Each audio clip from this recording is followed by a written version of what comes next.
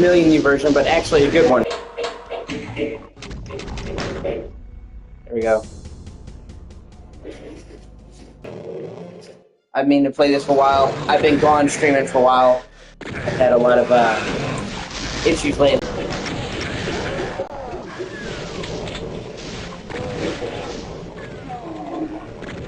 There we go. Make sure I'm live.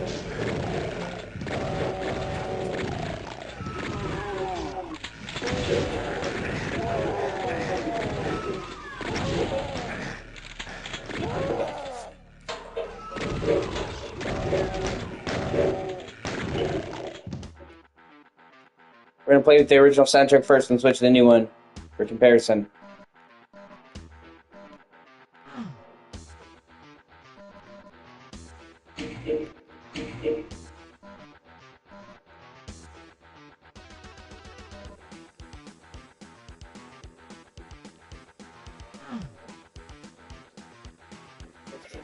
Yeah, how's it going? Yeah, sorry, I meant to be streaming again, and I had health issues. This last month or so, I've had a lot of issues. I've had a lot of issues with health shit. I had a really bad toothache that turned into a fucking abscess, and I dealt with, maybe not with stream for weeks. And then, oh no, it has Brutal Doom. People have already brought Brutal Doom to it, just so you know.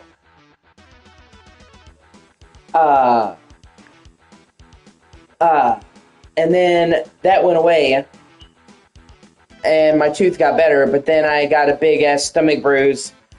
Long story about how it happened, but my stomach got really fucked up. Got all bruised up and became a problem. Hurt me a lot. And, yeah, so...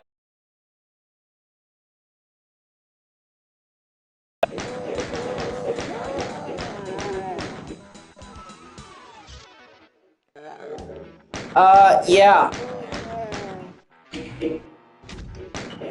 Hold on one second, here we go. Go to mods. You can browse the mods now. The new Doom has mods on console, except for Switch. That's Nintendo's thing, but on modern consoles that has Switch, then you find it. And then see... It's called Royal Doom, because they had to modify it to work with the original Doom.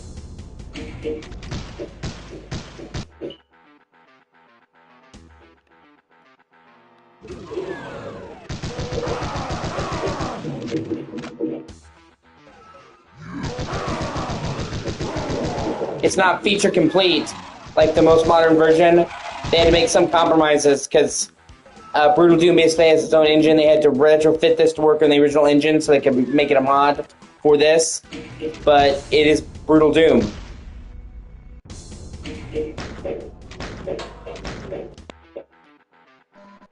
But I'm just trying to get through the classic Doom first.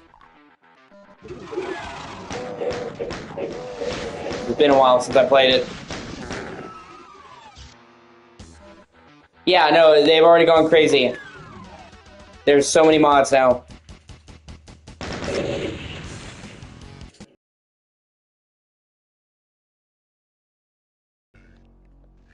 Yeah. It's really just whatever they'll publish.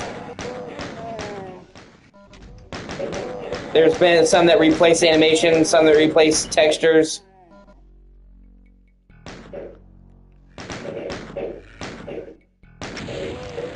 Yeah.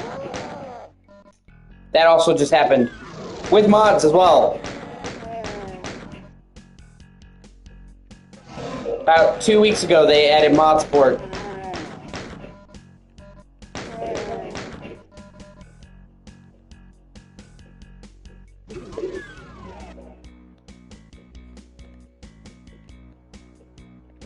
And then they're gonna add a special next gen version, like the Stalker games on console are already running the PC Ultra, which I mean you'd hope, considering it's Stalker's fucking 2007, but it's already running it at Ultra. So they're gonna do a PS5 version and a Series X version for free, and it's gonna be even higher than Ultra. It's gonna be like almost like a remaster. And as for Phantom Fury, it was buggy as fucking launch. That's what I heard. Didn't launch. Finished. Yeah, Stalker graphically has aged pretty well.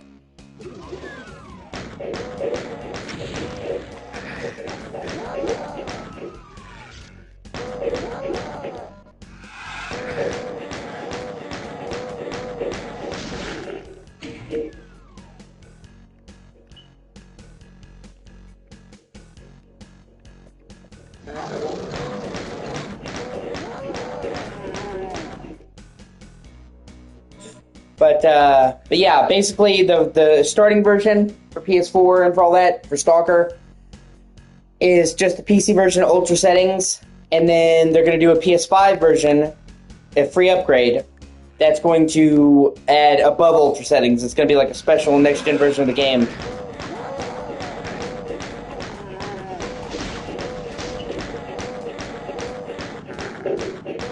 It's just, they were upfront about that. It's a small team that does Stalker games, and they made the collection. They're like, well, we couldn't do it all at once, so.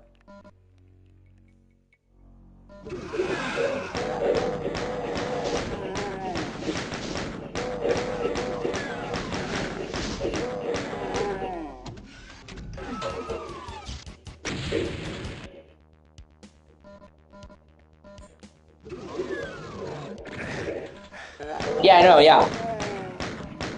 They actually put a lot of effort, too, getting it to work on console. Like, it wasn't just a cheap, dirty port. They put a lot of effort. They added new animations. They made a weapon wheel for controllers. The original Stalker did not have a weapon wheel. So, like, they redid the interface for controls. Like, they actually put a lot of effort into getting them on console and getting them to work.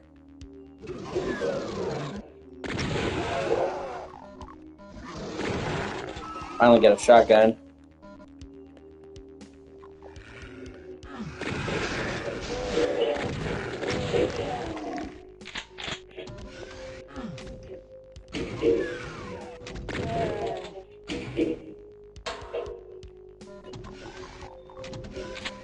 Yeah, definitely. I was surprised as fuck that they even came to consoles to begin with, and then that they actually took the time to make like a good version. Really, actually surprised a lot of people. Yeah.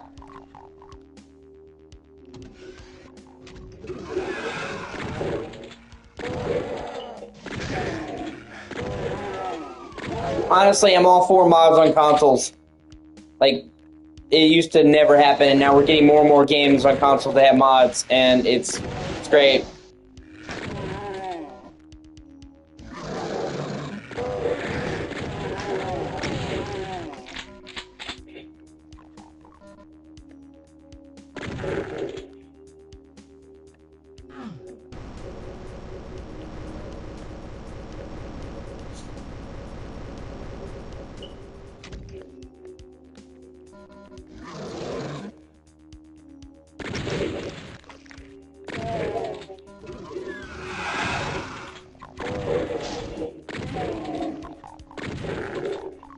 Yeah. I don't, there's like this wave of, people saying that they hate gaming and modern gaming sucks, I guess you could say. And I disagree. I have a friend that I know that's like, oh, modern gaming blows. I'm like, no, I disagree. Obviously, there's definitely bad games. There's definitely problems with gaming. It's not perfect. But if you look at just the shit that came out in 2023 alone, 2023 was such a huge year. Like, there were so many fucking massive releases in 2023. It was kind of insane.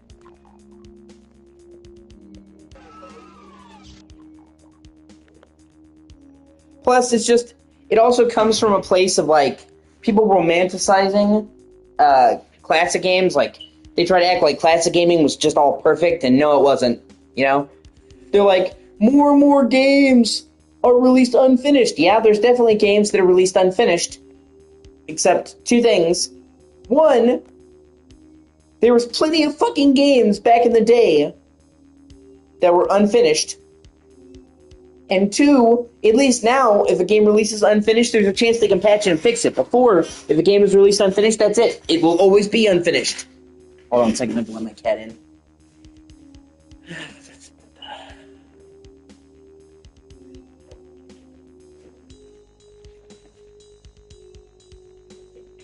There was tons and tons and tons. SNES 64. Yeah.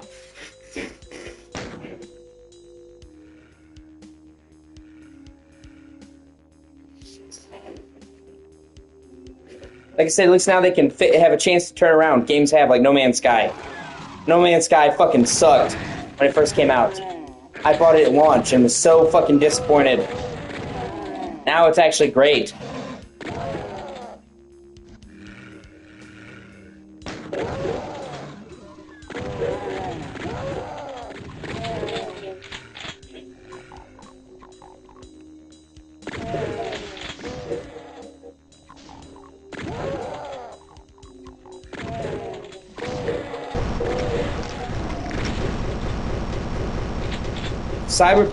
Cyberpunk was broken as shit when it launched. Now it's great.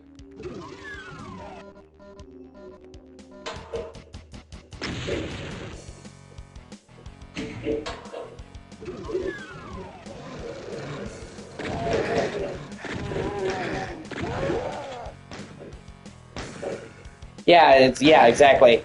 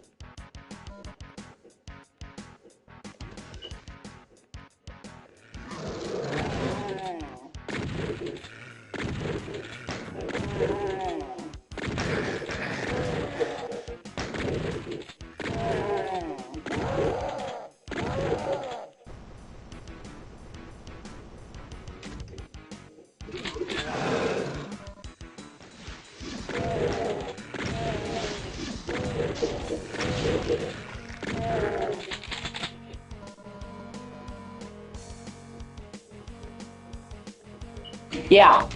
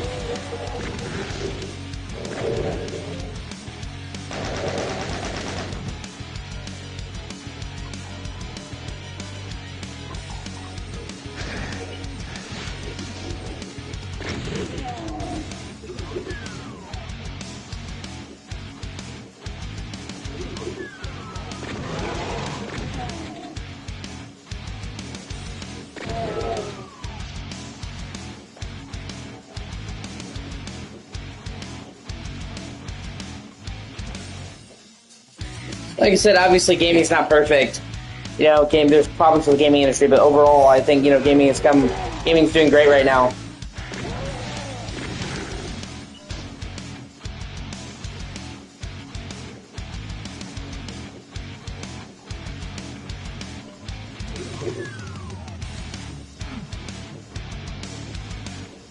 Yeah, I've heard good things. I haven't gotten around to playing it, but yeah, it does look good, and it's Night Dive. Night Dive is just who you can count on to do quality redos of games. So I have no doubt, just being Night Dive, that it's good.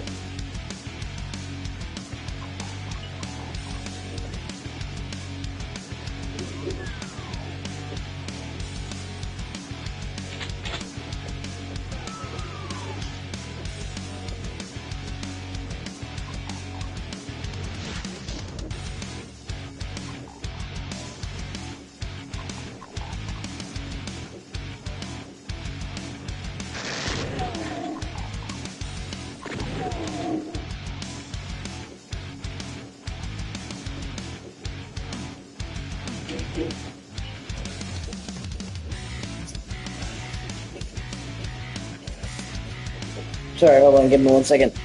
And I open up the stream.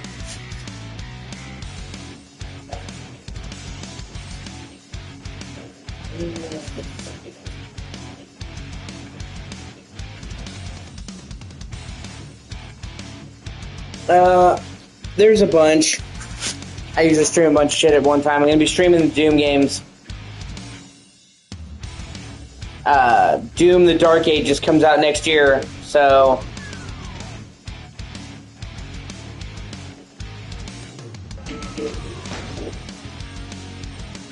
I'm streaming all the Doom games in order to get ready for the new Doom.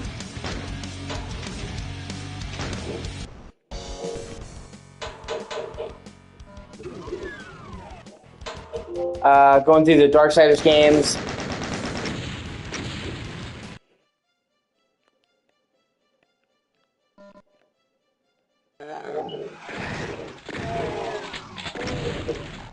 Because they just announced Darksiders 4, so I'm going to be going through all three of the main Darksiders games.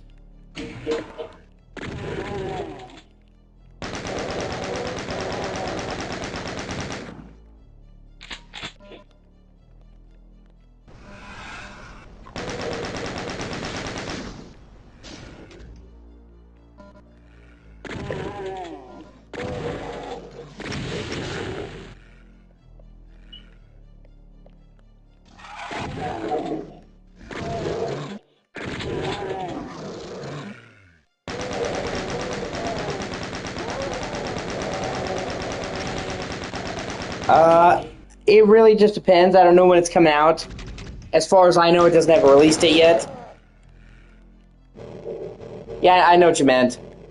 I haven't seen a release date yet, and I haven't seen any unaltered gameplay. I've seen the trailer, but I haven't seen the full thing. So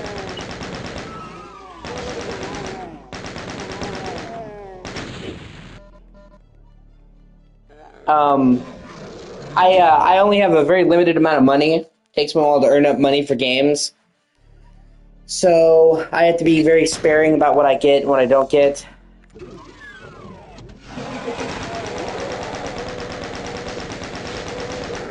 Right now, I was gonna get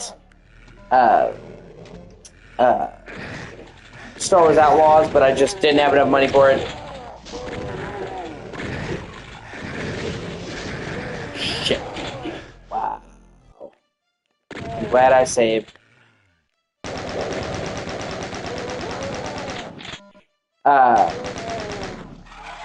The main games that I'm going for right now is early next month. Yeah, well, I mean, obviously, any help I can get is appreciated, but it's not like you don't feel obligated. I'm just saying, I just have a limited amount of money, and, stuff comes up. And especially, because I've been kind of fucked up and sick last month or so from one thing or another, I really haven't been earning as much money as I normally do, just because I've been sick, either with the toothache or with stomach issues. So, but I'm hoping to get back on my feet again. Uh, but uh,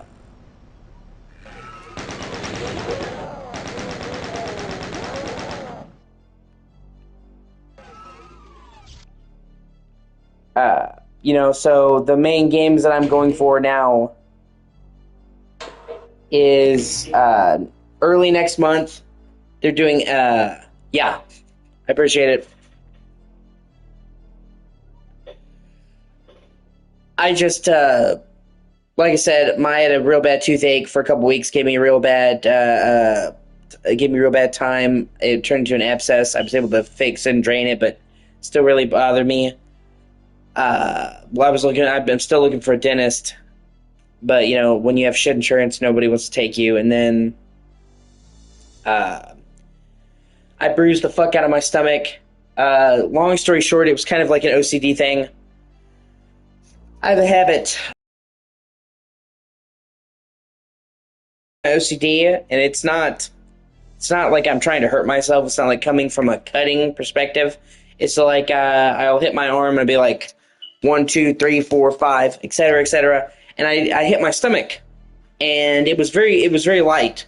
You know what I'm saying? It was like pop, pop, pop, pop, pop, and I would count. It was just like an OCD thing, and I wasn't really thinking about it like I should have been thinking about it. And even though I wasn't trying to hurt myself, you do OCD enough, and you hurt yourself. I was going through a lot of stress because of the toothache. So I did my OCD ritual a lot, and I wound up bruising the fuck out of my stomach. Like, my whole stomach. And like I said, it wasn't the point. I wasn't, like, trying to hurt myself. I'm not fucking suicidal or anything like that. And if I was, God, I wouldn't do it that way. So when I realized that I had hurt myself, I bruised my stomach, I stopped. But by that point, I had just bruised my entire stomach. Like the inside. It's not like an outside bruise, but like the muscle. And when you bruise the muscle in your stomach, it's really nasty. And on top of terrible pain, I wound up giving myself awful fucking heartburn because of a couple stuff. Stress gives you heartburn. Anxiety gives you heartburn. When you get physical trauma, it can give you heartburn because it's like when you have what causes acid reflux or heartburn is the muscle in your stomach not working properly and releasing acid back up. That's what it is. So when your stomach gets bruised, it can fuck with that muscle.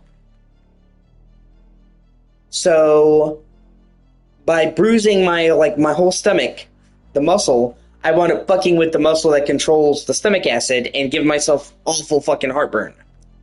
So I'm gonna say last 9 days, so just under 2 weeks, I've had really bad stomach pain and acid reflux almost every day. And like I said, it was never my intention to hurt myself. And actually, as soon as I here, get up, back up. As soon as I realized that I hurt myself, I stopped. You know what I'm saying? When I'm like, oh no, I bruised myself, I immediately stopped. But that's one of those things where by the time you realize that it's too late, now you're fucking bruised. So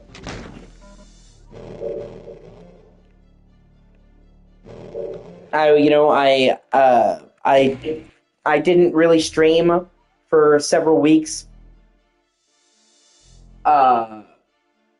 because of my toothache, and then I did want to stream for a while after that because, well, my stomach was fucked up, and it's really hard to stream and be entertaining when your stomach is messed up. So really just, like one situation to another. And now I'm finally starting to get better a little bit. I woke up today and my stomach wasn't hurting nearly as badly, and the acid reflux wasn't as bad, like by any measure. Like it was actually like tolerable. So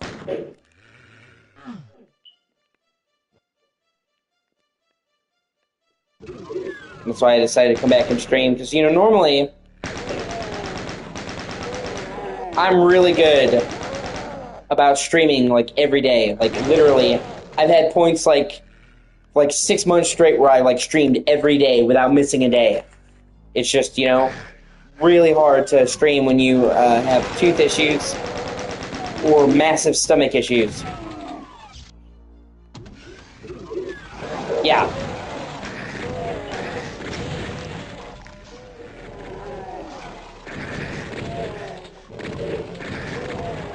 But you know, I'm trying to stay optimistic and hope that I'm getting better. You know, I mean,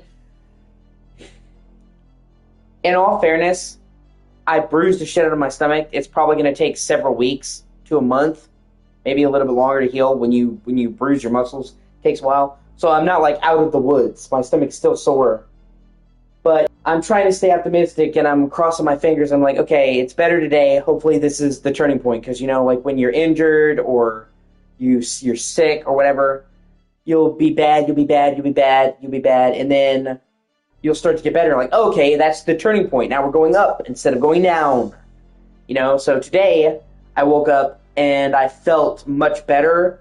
So I'm hoping that we continue that upward trajectory. I'm like staying optimistic that that's what's going to happen, and I'm just going to keep getting better from here until I'm fine again.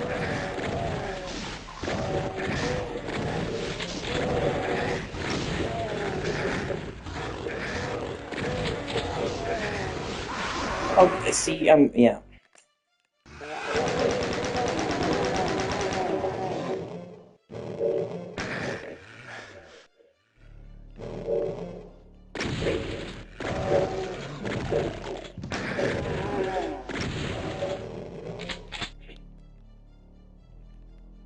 Although, like I said, I know it's going to take a while to go away. I just, you know.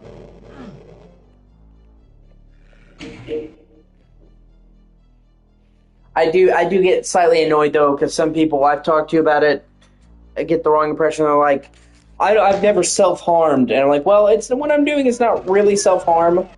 I know that sounds like counterintuitive. Uh, I know it sounds counterintuitive, but I don't really consider what I did self-harm, because I know, like, I harmed myself, but that wasn't the goal. It was like an O.C.G thing that accidentally hurt myself. It's like, if you're boxing or, you know, swinging something and you hit yourself in the face, did you self-harm? No, it was a fucking accident. You know what I mean? I wasn't trying to hurt myself. It accidentally happened, and then as soon as it did, I stopped. I haven't been doing that at all while I've been healing. So, like, when I hear self-harm, I think of, like, people cutting, where hurting themselves is the point. If that makes sense. And that's not really shitting on people who self-harm, because I understand people have mental issues. I'm just saying, like, I don't consider what I did self-harm. Because it was a fucking accident. It wasn't like me trying to hurt myself.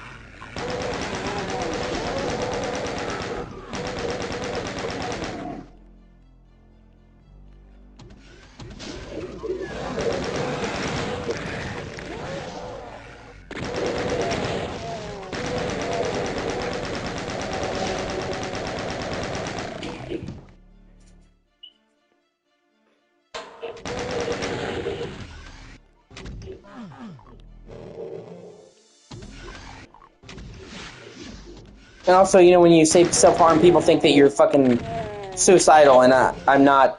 I'm not suicidal, so. Oh yeah, I mean, it is hard.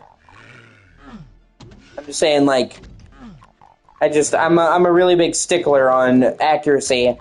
I'm very particular about words.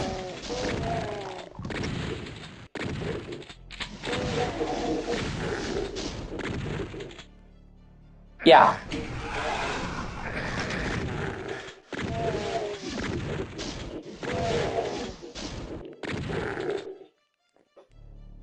And because, you know, like I said, I'm totally honest about it, you know? Like, when I was describing my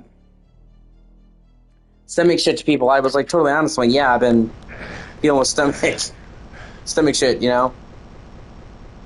Because I hit myself with O.C.D.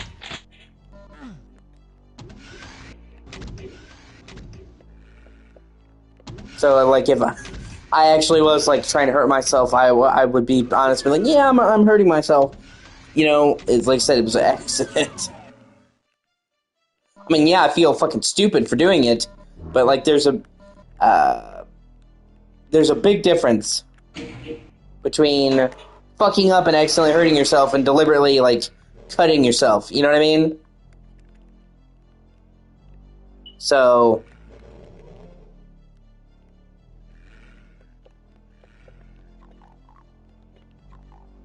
plus I don't want people thinking I'm fucking suicidal, because I'm not.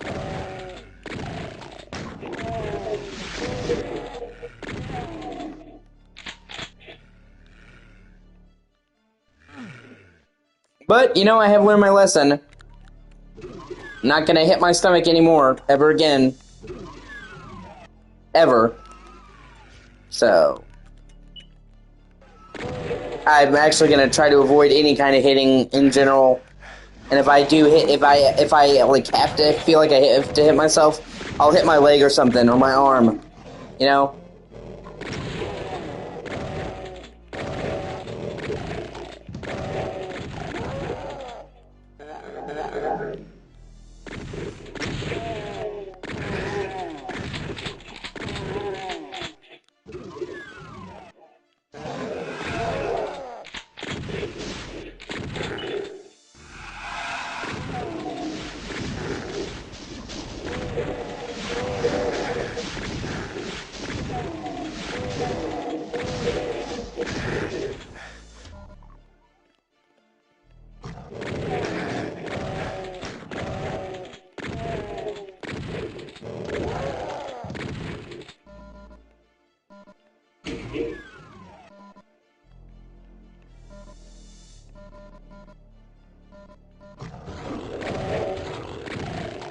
Yeah. Like I said, I've learned my lesson.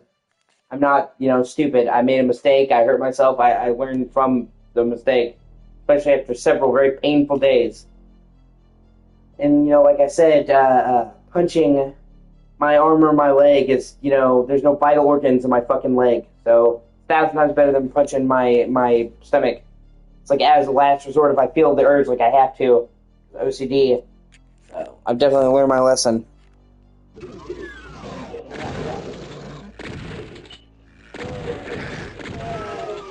Plus, I was like hitting my stomach every day, which is part of where I got fucked up. And so I was doing it every day, and now I haven't done it in like almost 10 days now. It'll be 10 days tomorrow. So, you know, I've definitely learned and implemented, you know, that, you know, it's not just like me saying it, so.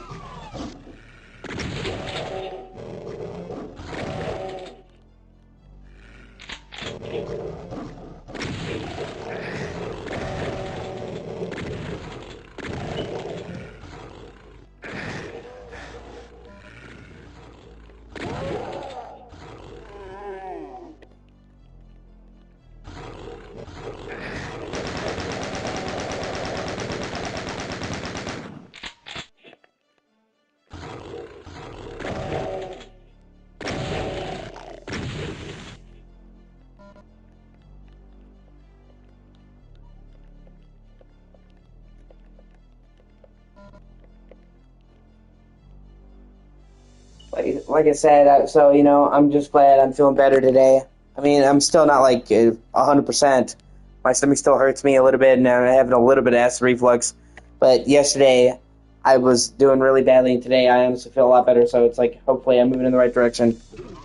I honestly, like, today is the first day in a while that I felt like myself.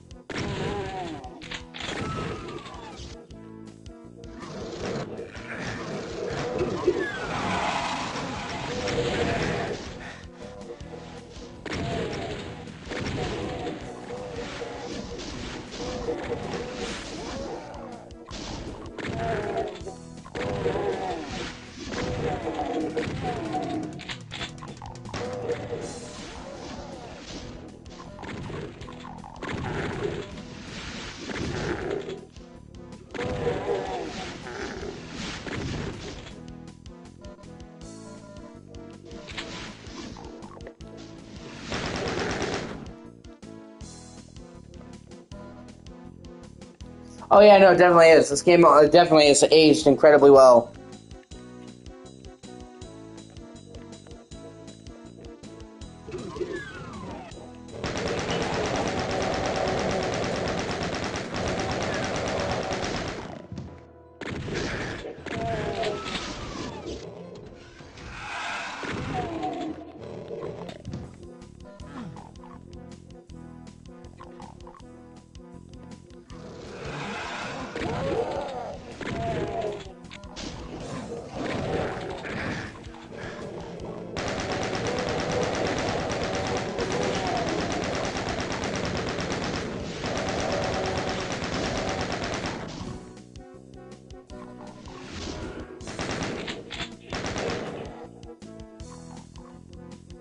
Anything you was watching, I really appreciate you. If you like, comment, subscribe, that'd be amazing. Doesn't cost you nothing, and it makes my day.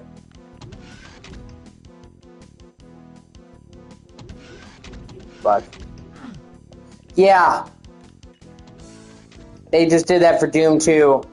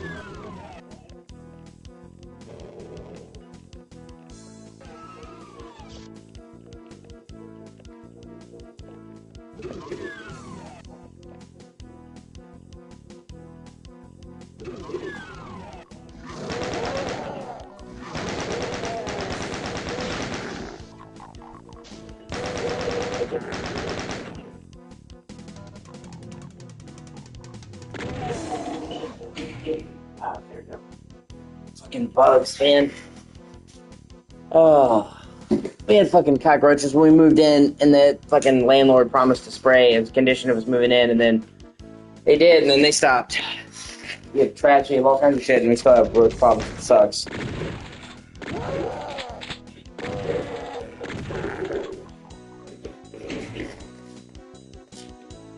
Yeah, Duke Nukem 3D is great.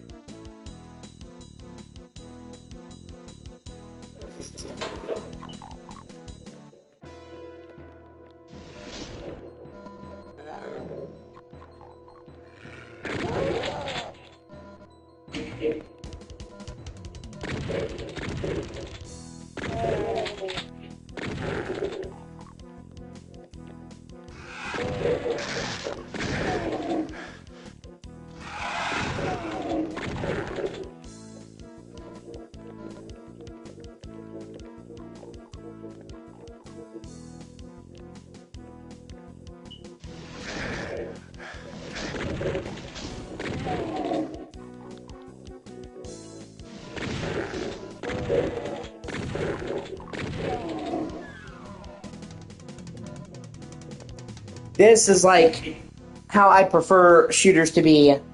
Well, kind of. You generally with a little more story, but I don't like the kind of like linear corridor shooters that fucking Call of Duty became. That Call of Duty brought.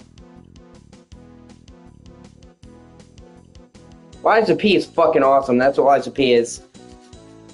One of the best Souls-likes ever made. It is up there with any FromSoft game. I love Lies of P. I played through it multiple times. It's fucking great. I played through it on Game Pass because it was a day one Game Pass game, and I loved it so much that even after I beat the entire game on Game Pass, I bought it.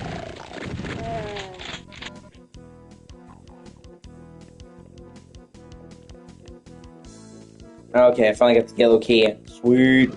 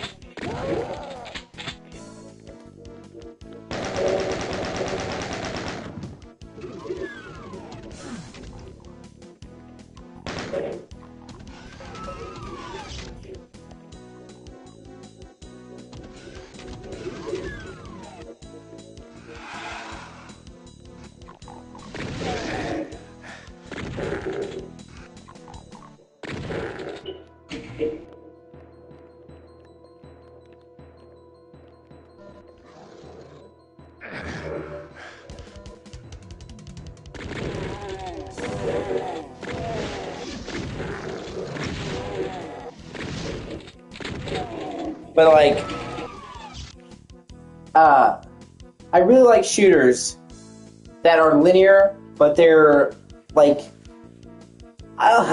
like Call of Duty almost gave like linear shooters like a bad name, because when like people think linear now, they think of linear as like hallway.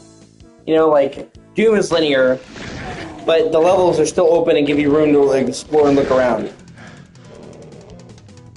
That's the kind of linear that I'm after.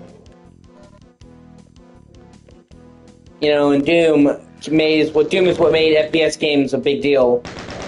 And you just like, there's so many great FPS games in the 90s. Yeah.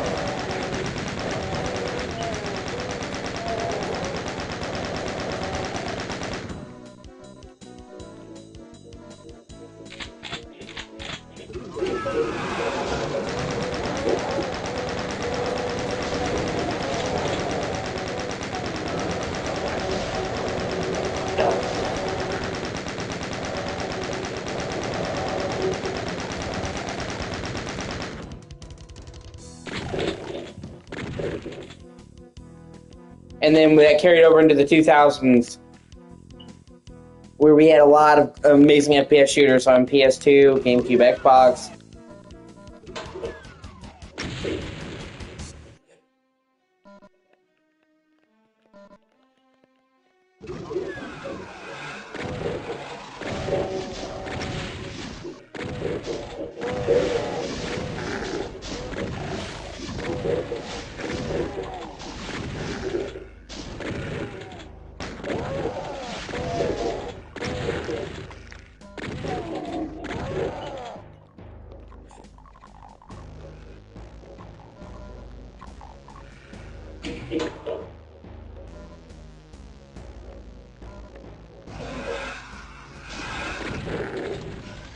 Yeah, Black is great.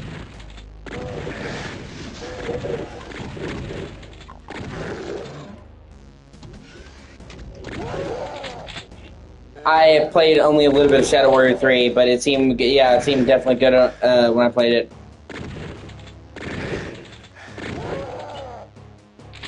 But it's like, I feel like 360 and PS3 is kind of where first-person shooters got off track a little bit, in my opinion, is because like Call of Duty campaigns are all about the spectacle. And I'm not gonna say I don't like Call of Duty campaigns, but Call of Duty campaigns are exceedingly linear. It's like being on a train track. You know what I mean? Like you can't stop moving for even a second. It's like it literally is like a corridor shooter,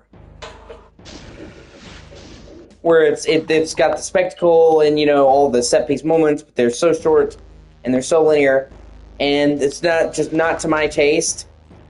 And unfortunately, Call of Duty was so fucking successful. You know, Call of Duty 4 just took the world by storm, that it's like everybody wanted to make their fucking FPS games like that.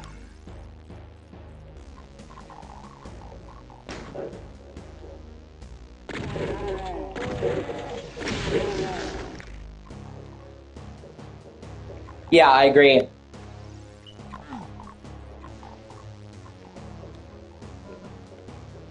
I pretty much think all the Killzone games are good. I haven't liked Shadowfall. Like, Shadowfall won't win any fucking awards, but it was a good game for the time. It was a beautiful launch game, and honestly, for a launch game, it was good.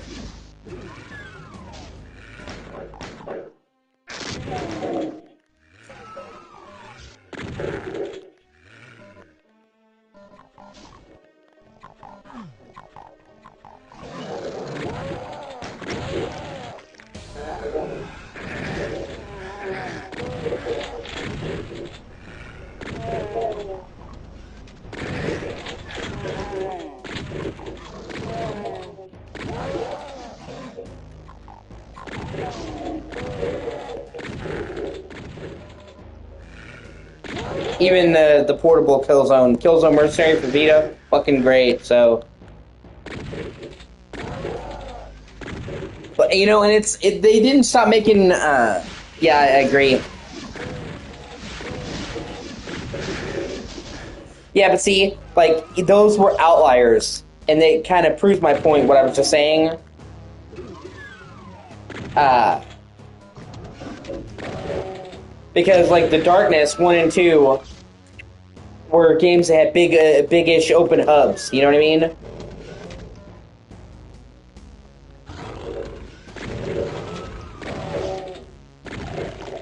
They weren't super linear corridor shooters. Even for the time they were against the grain. Shit. Well, at least yeah, I lost some progress. I need to remember to save more often.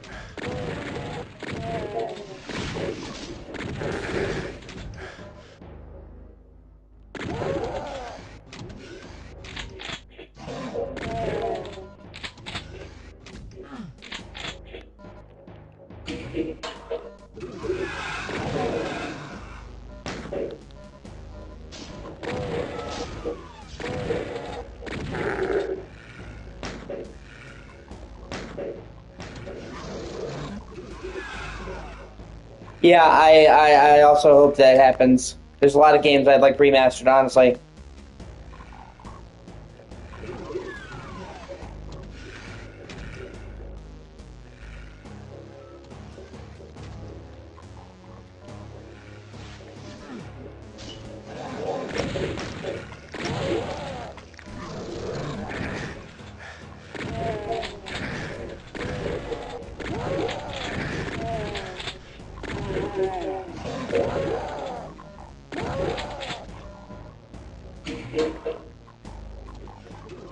It's just a question of, you know, is the where there's will, there's way. So.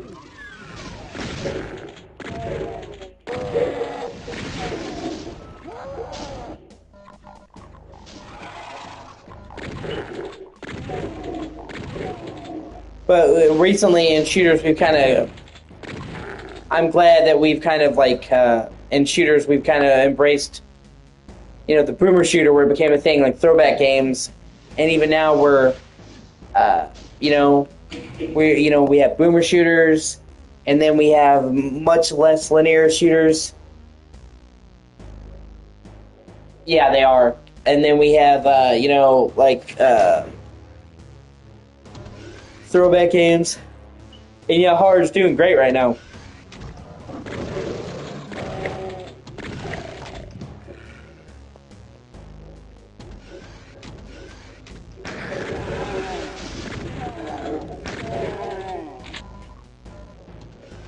Hell, we even had fucking throwback horror games, man, with Elisa and Crow Country.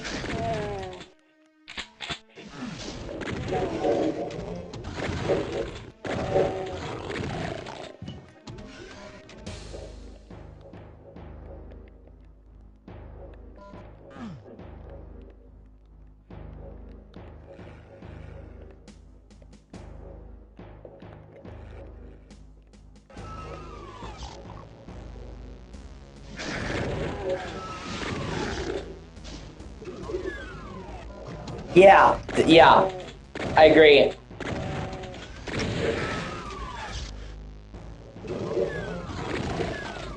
Yeah, Lisa's great. They just released the director's cut on consoles for the first time a few months ago. Up until just recently, it was Steam only. So I wanted to play it, but I couldn't because it was, you know, on Steam, and they finally brought it to console. And I played through it and beat it, and I had a good time. And then Crow Country, that just came out like 2 months ago, fucking great. And then, you know, the Resident Evil remakes and the new games have been fucking fantastic. And then the Silent Hill 2 remake is coming out October 8th. Looks fucking great.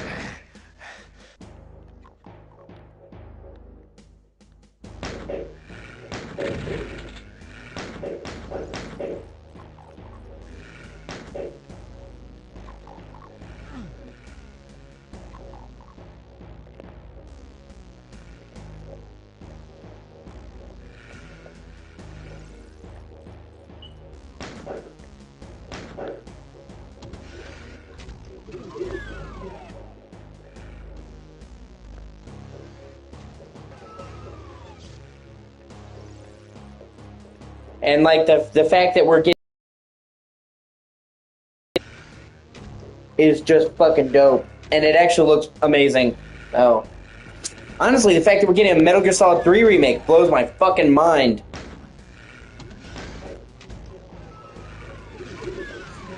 And the fact that the remake looks so great, man. Yeah, well, I'm definitely going to be playing horror games, so... I'm actually going to start up Alyssa again. Not Alyssa, sorry. Although, yeah, Crow Country again. Because I'm going to get the platinum for it.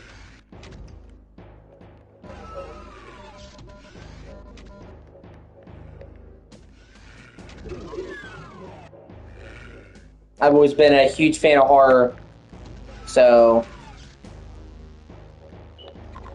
when you take my love of horror and my love of games and you put them together, I always have a good time.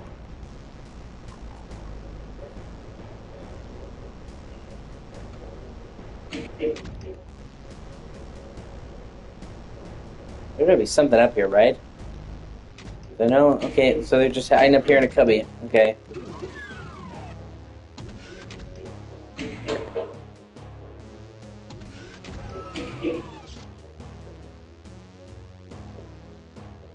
And people were worried about them, like, fucking with it, you know, because Metal Gear has a very particular atmosphere. But they're leaving the story exactly as it is.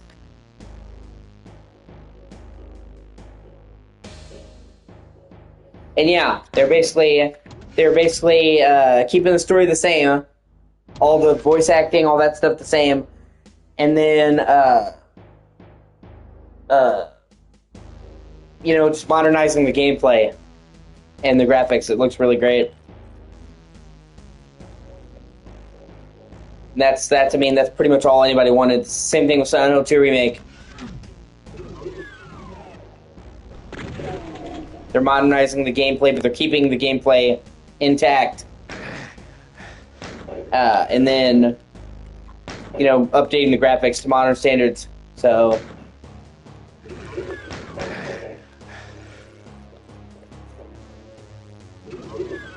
I'm honestly getting tired of, like, people think that you need to completely redo the story for it to be a remake, and that's just fucking bullshit. Like, that's something that recently came out. People pull it out of their ass. It really bothers me.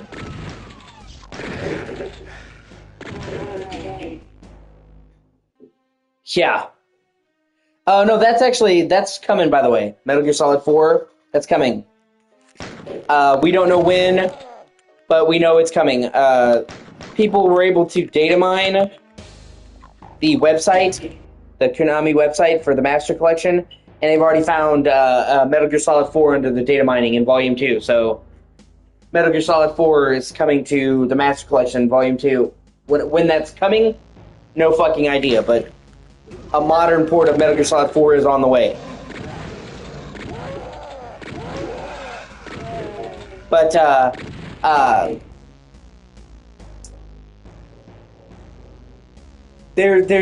what I'm saying is there's this, like, idea that in order for it to count as a remake, you have to change the levels and the story and have new enemies and all that shit.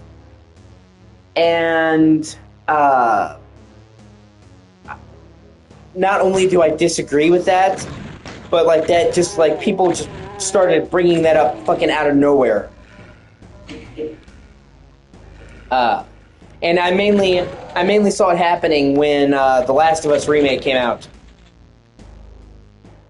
Because there was tons and tons and tons of remakes that kept the story the same, that kept the levels the same, that kept the enemies the same, but they just updated the gameplay, you know, quality of life, and they redid the graphics.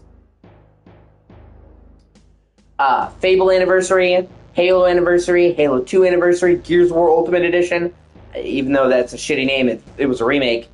You know, Shadow of the Colossus, all modernized the graphics and updated the gameplay, but kept the levels, the story, the voice acting the same. And nobody ever said, well, these aren't remakes. And then The Last of Us remake comes out, and it keeps the story the same, even though it actually upgrades a lot. And oh, it's not really a remake. And then like people started calling it like it's a remaster. Yeah.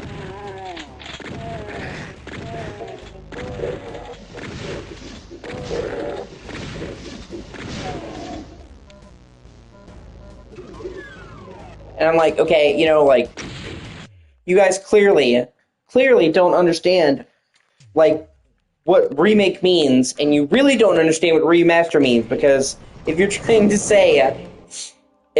fucking say that completely rebuilding the game's graphics from the ground up is a remaster, then you're doing disservice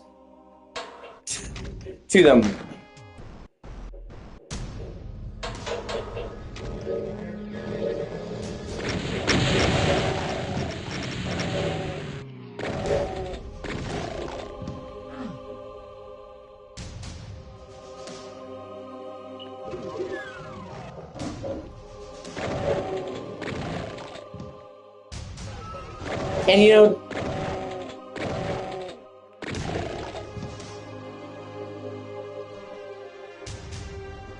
And honestly, there are some games where I don't need them to change the story. I'm fine with it as is. Like with The Last of Us, I thought the story of The Last of Us was pretty much fucking perfect. Maybe one of the greatest video game stories of all time ever.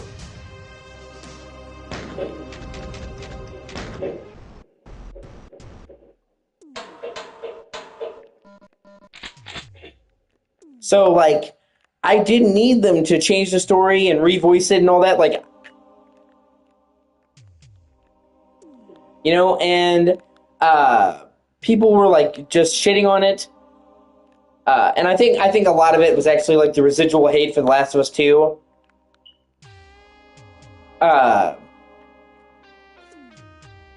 But The Last of Us remake is fucking great. Like it's, like I thought it was perfect, honestly.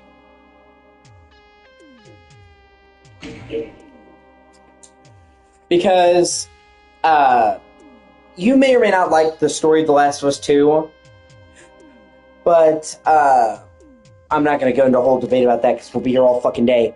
But gameplay-wise, it's pretty much undeniable that The Last of Us 2 was a fucking meteoric leap over the first game. Which, I mean, you'd hope. 7 years later and in a different console generation. But, Last of Us 2 was the basic gameplay of The Last of Us just completely remade to be better. You know what I mean? It's like going from Uncharted 3 to 4. Like, Last of Us 2 is just infinitely better from a gameplay point of view. That's why I've said, like, even if you hate the story of The Last of Us 2, which I don't, just the gameplay alone makes it worth playing.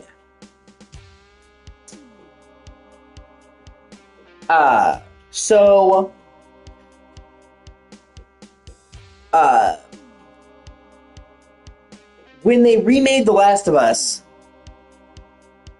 they didn't change the story, they didn't add new guns, they didn't add new enemies, but what they did do was they completely remade the graphics, obviously, but they took all of the gameplay from The Last of Us 1 and they brought it up to the standard of The Last of Us 2.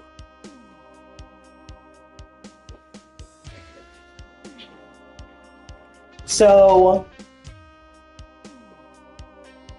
it's hard. It's almost hard to explain to people how much better the gameplay is in the remake, because on paper it seems like it's the same thing.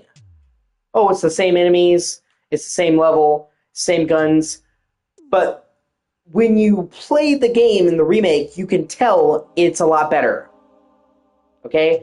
Because in the remake, the guns are the same, but they rebuilt the handling of the guns from scratch. The enemies are the same, but they redid the AI from scratch. The movement is the same, but they redid the animations for all of the movement completely. So, when you've completely overhauled all the guns, when you've overhauled all of the enemies, when you've overhauled all of the movement, it just feels 1,000 times better. And I think that a lot of the people who were comparing The Last of Us remake to, hadn't played the original in a while. Like, it was in their head. Because if you play the original game and then you play the remake, you can very easily tell, wow, this just feels way better to play. Even like the horseback, the swimming was all rebuilt. And then they added like 1 million quality of life features across the board, like 1 million smaller changes to make it better. So, people were like, oh my god, it's just the same. It's like they didn't improve it at all. That's just a lie. They improved it quite a good deal, like I said. So, I loved the remake. I bought it at launch. I thought it was worth every penny that I spent on it. And for me, it was worth it, Your mileage may vary, but The Last of Us is one of my all-time favorite games. But obviously, where my ranking is changes depending on my mood. But The Last of Us is definitely always in the top 5. I have put hundreds of hours into The Last of Us, okay? I have played through it countless times, okay? I'm pretty sure I played through The Last of Us at least 20 times and beat it. So, for me personally, it being a game that I love so much, getting to see it with top-of-the-line graphics and upgraded gameplay was worth it for me.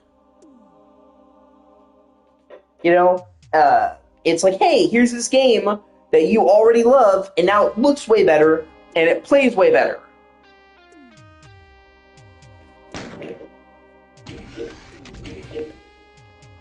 So, and there were people...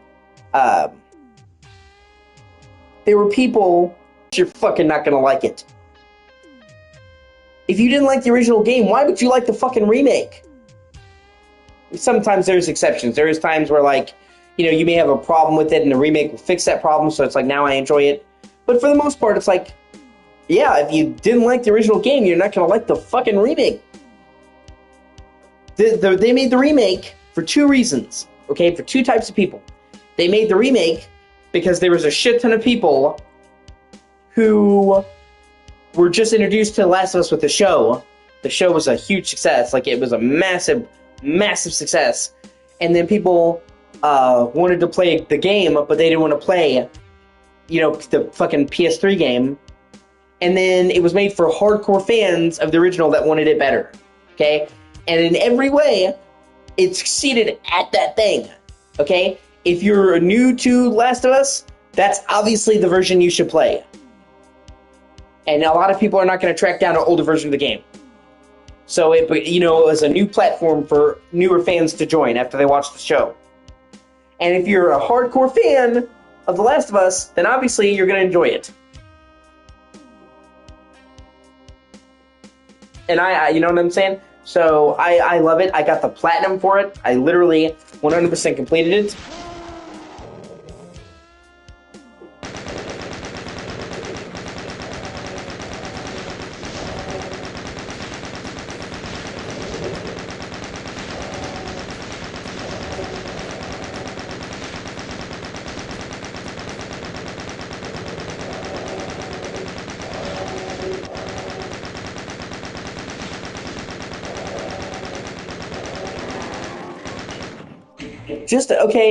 Just about the only complaint that I can say of the remake is that it doesn't include the multiplayer. But, and I've got to be totally honest with you, I never fucking cared about the multiplayer in The Last of Us anyway. Or in Uncharted. I think I may have tried playing the multiplayer in The Last of Us one time. I do not come to Naughty Dog games for the fucking multiplayer. So I can kind of see where if you were like a diehard fan of the multiplayer, you might be upset that the remake doesn't include it. But for me, I don't care. Like, I admittedly am biased in that I never played multiplayer, so it not being included, I could give a fuck less. And the reason why they didn't include it was honestly pretty simple. They were working on the Factions game. And they're like, well, why would we redo Factions for Last of Us and then have it directly compete with the new Factions? That's us shooting ourselves in the foot. So, you know, we're going to have the one Factions, and then they got canceled because it became such a time process that in order for Naughty Dog to do the Factions game, the standalone game, they would have to transition their game into multiplayer, because they literally got to the point where it kept ballooning. You know what I mean? Like, it started out as going to be a mode in The Last of Us 2. We're like, no, it's too big, and we want to ship The Last of Us 2, so it'll be separate. And then it became its own full fucking game, and then, you know, it literally got to the point where Naughty Dog would have had to transition a large part of their staff to working on this game full-time. And it would have been live service, so they would have had to have kept a huge part of their studio on that game for the foreseeable future. And they realized that if they did that, they would not be making Naughty Dog games anymore. Naughty Dog is known for single-player, you know? And even the people who like the multiplayer, you know, that's great. But it's the single-player that sells Naughty Dog games. It always has been.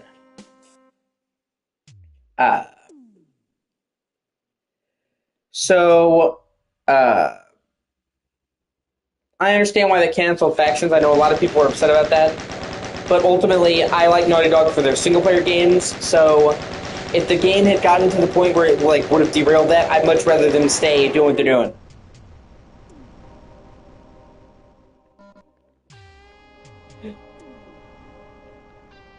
It's what they excel at.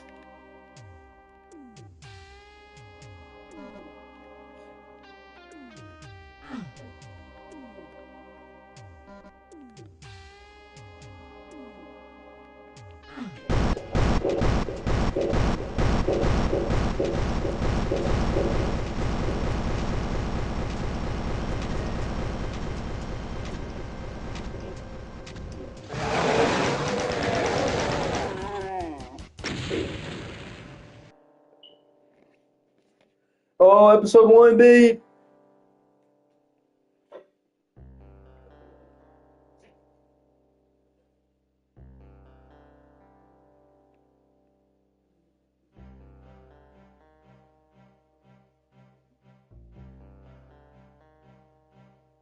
Yeah, they are underrated in a way.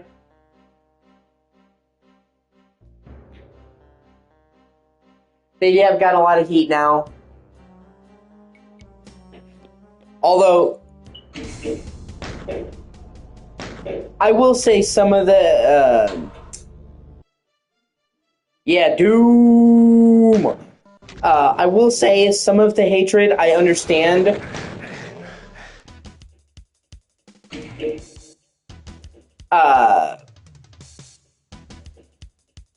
Mainly that they lied to people.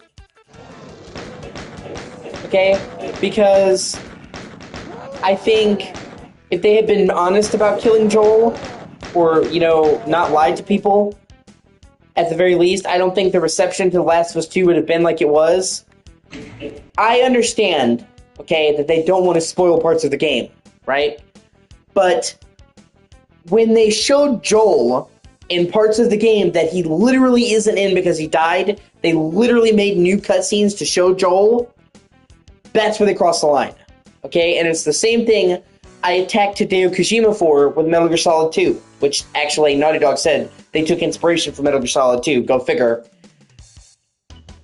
I understand that Hideo Kojima wanted to surprise people, but he was directly showing Snake in parts of the game that he wasn't in. It's one thing to not spoil something and be like, well, I want to leave surprises. And it's another thing to literally show fake footage that is not in the game. And also, because, people expected a fucking Snake game and they got a Raiden game, and we can debate all day whether Raiden's good or not. I'm not a big fan of Raiden, especially compared to Snake, but, it's not that I hate Raiden, it's just Snake is always the fucking king for me, big boss. But they advertised it as a solid Snake game, and that is not what people got when they bought it. And I was a kid when that game came out, so I can't give you the full lowdown. But I can imagine where you buy a game for $60, or what a new game price, and you think, oh, I'm getting this game, and then you get another game. Even if that game is good, you're still gonna be like, this is not what I fucking signed up for. And I absolutely understand people getting pissed off. And with The Last of Us 2, they made it seem like Joel was alive the whole game. And when they made up fake footage, they crossed the line. And I also think that Neil Druckmann, I like Neil Druckmann. I know it became like a meme, Neil Cuckman and all that stuff. But, I like Neil Cuckman. See, I said Neil Cuckman, that's funny. I like Neil Druckmann. Okay, he's the writer for fucking Last of Us 1 and 2. So even if you hate The Last of Us 2, he wrote Last of Us 1. And he wrote Uncharted 4, which, in my opinion, has the best story of all the Uncharted games. But he directly antagonized people. And I just...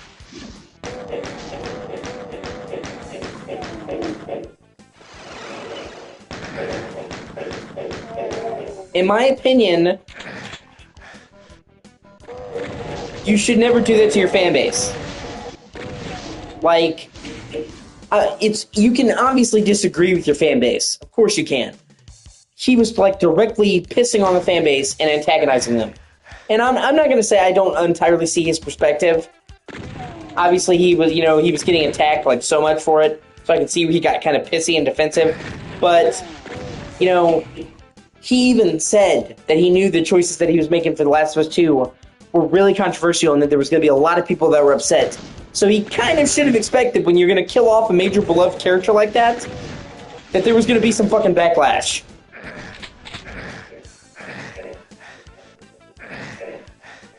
And there were people who were rightfully upset about being lied to, and he should have just been like, well, I'm sorry that I misled you. I didn't mean to, or explained.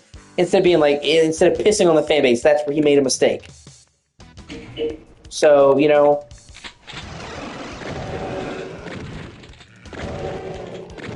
and,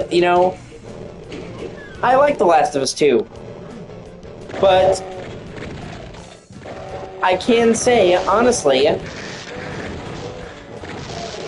that it was disappointing being pitched another Joel and Ellie game and it not really being a Joel and Ellie game.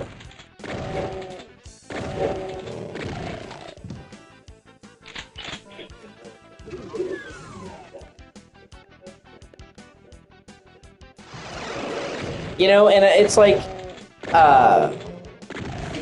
I understand why the developers do what they do, okay? I understand why they do what they do.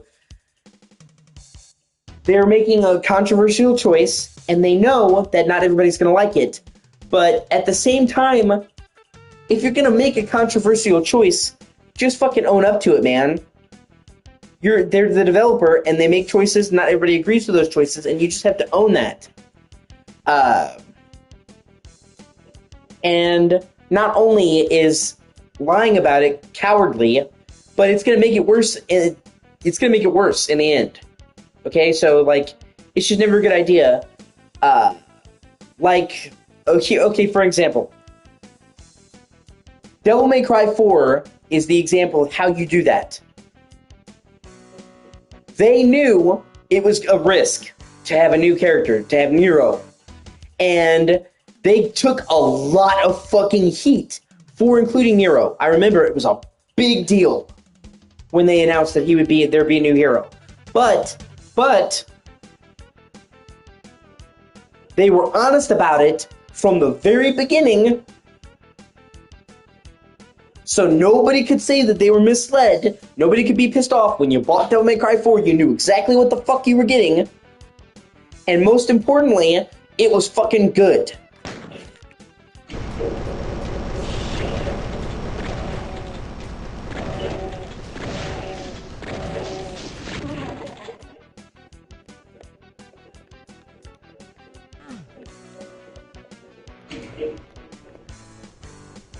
You know, and if you're gonna change a character, it better be damn fucking good. And ultimately, they won them over. You know, the game came out, and it immediately people's opinion flipped. Like, oh, okay, Nero's really fucking cool. I like Nero. And they were able to change the tide and win people over. And now Nero is just as big a part of DMC as Dante, and just as loved. And I know there's a lot of people that prefer him to Dante. So, you know, they were honest, they were upfront, and they were able to win them over. And if they had if they had lied to people, it probably would have went over way poorly. Way more poorly.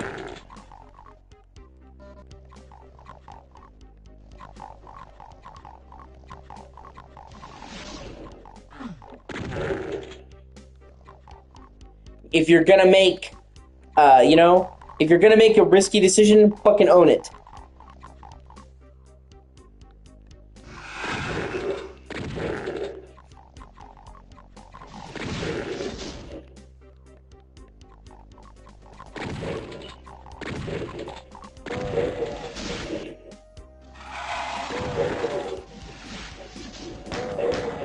Ah, shit.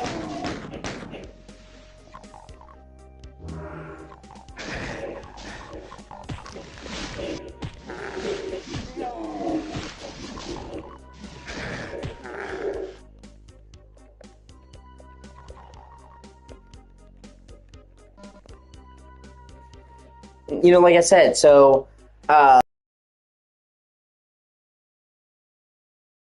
Nero is the exception that usually proves the rule. Because I can say normally, when 9 times out of 10, when they take a series known for one character and they replace it, it usually winds up going pretty badly. And I'm not talking about, you know, games, like game series like GTA can get away with it because they have a new hero in every game. It's expected. But like when you have a game series that's synonymous for one hero and you replace the hero, it goes badly.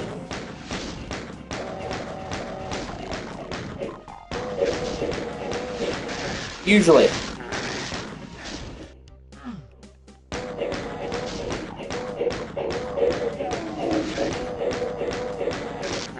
Just like, yeah, DMC 5 was great, yeah. Honestly, DMC 5 was fantastic. It's hard to imagine how they could have done it any better. And it's almost guaranteed we're going to get a sequel, because DMC 5 became the best-selling DMC game ever, by like a wide margin. Previously, the best-selling DMC game was like 2 million copies, I think? 3 million? Yeah, 3 million. I think for DMC 4 it was 3 million. And then DMC 5 has now sold like 8.8 million. So it's like by far and away the best-selling DMC game ever. So pretty much guaranteeing they're going to do a sequel.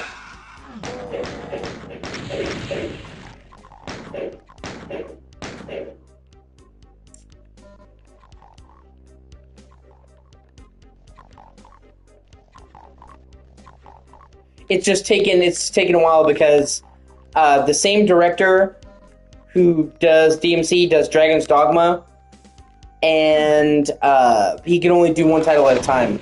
So that's why it took so long to get Dragon's Dogma 2. So he had to finish DMC 5 to start working on it. and I'm pretty sure he had to finish Dragon's Dogma 2 to start working on DMC 6. So, well, you know what I mean, like, go full-time. I'm sure he already had it planned out for DMC 6. What, for DMC? Yeah, I can see that done if they do it right. Not like a massive open world, but more open.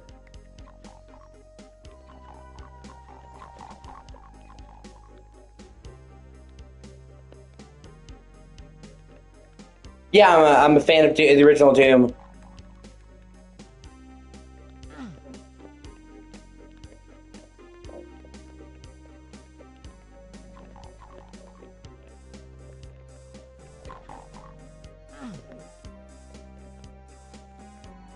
I would say I've been a fan of the original Doom.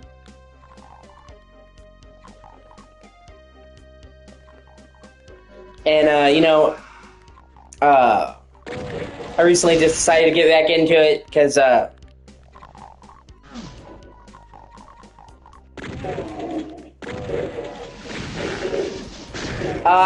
I don't have PlayStation Plus. I definitely would if I had PlayStation Plus.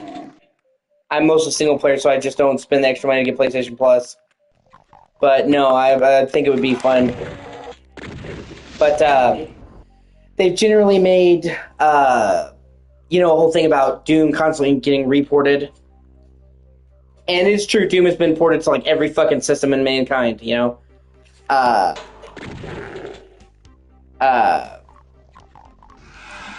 But, in this case, this new version of Doom is actually really fucking good. Like, it surprised me. Yeah. On a pregnancy test. Literally on a pregnancy test, man. So when they first announced this version, people were like, oh my god, another version of Doom? But this new version is actually fucking great.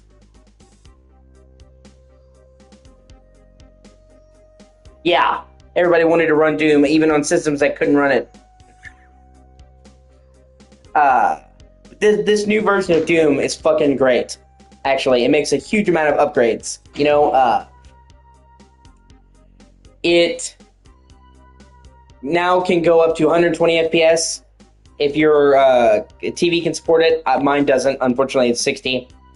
It can go up to 4K now, whereas before max was 1080p. They added a bunch of options that weren't in the original game, like field of view, view bobbing. They added the ability to play with mouse and keyboard on consoles, if that's your thing. They added more options of smoothing and acceleration. They added a really good new soundtrack. They made a brand new orchestrated soundtrack.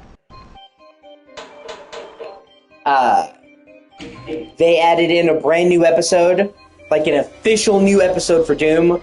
No Rest for the... No, it's not. What is it called? Legacy of Rust. I'm sorry. Yeah. I don't need you to tell me. I'm a filthy console peasant. But, they added a brand new,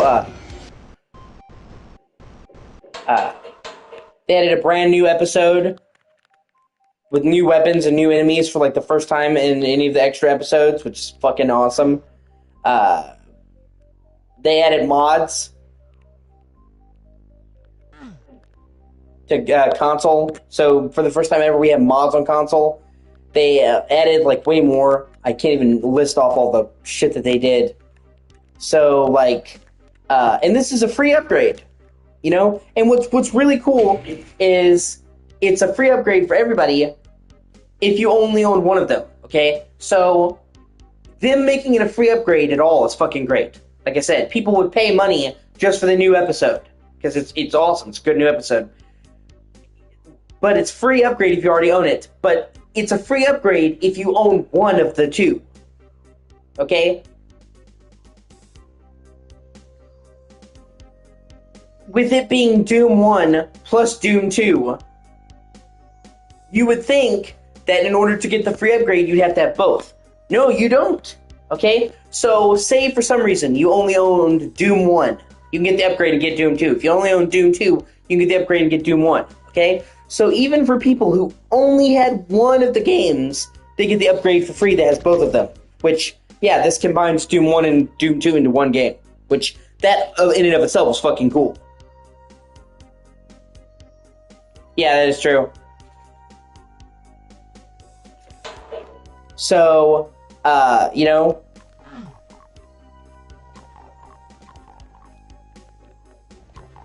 you have the new episode, you have mods, you have all these new features, you have 4K, you have 120 FPS, you have a new soundtrack, and when you factor in that you can get the original version and buy one of them and then get this, you can basically gain access to this for $5. If it's not on sale, it goes on sale. But you only need to buy one, so you literally can get access to Doom 1, Doom 2, all of the extra stuff for Doom, a new episode for Doom, a new soundtrack, mods on console, for $5. Okay? Sorry. When you think about all the value that's in this, Doom 1, Doom 2, all of the fan campaigns, the new episode, the soundtrack for $5, it's a fucking crazy deal. I of course got it for free because I already fucking own Doom 1 and 2. Yeah, I'm on PS5.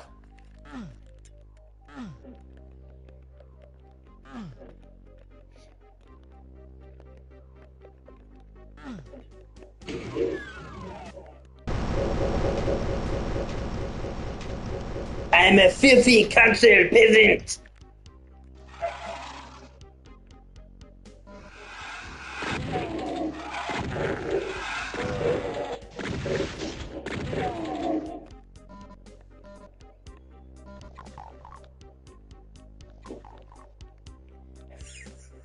Yeah, I know.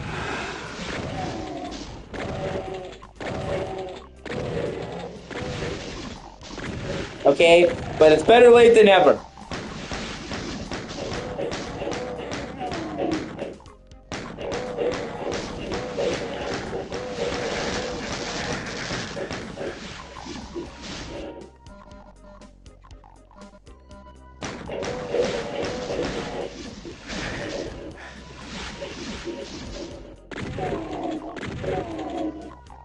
Yeah, console has its own strengths.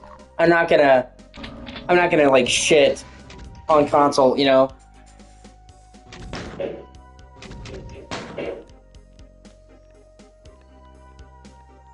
Plus, even if you already own this on PC, it's worth getting the new version on PC because the new version is on PC just for the new episode. So, like, even if you already own this on PC, just being able to get the new soundtrack and the new episode still makes this worth picking up. So, like, there's something here for everybody.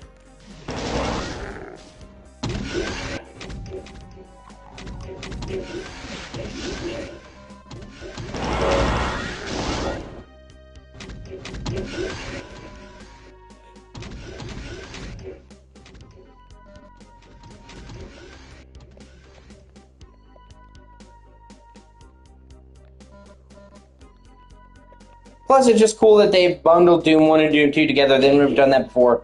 Being able to have both of them together is just cool.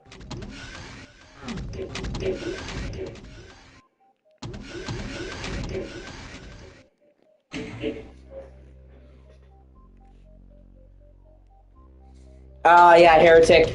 Yeah, I need to get around to playing those one of these days. Hexen, Heretic. That's great.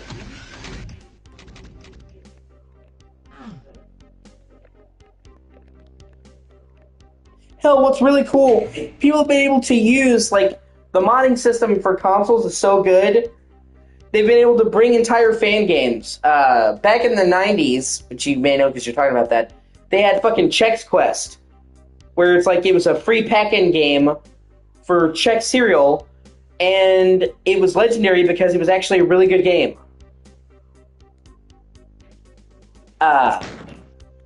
And it was, you got it for free with the cereal, and it was considered to be one of the greatest, like, advertisements ever. And people have already brought Chex Quest 1, 2, and 3 to fucking console. You play Chex Quest. That's so fucking cool.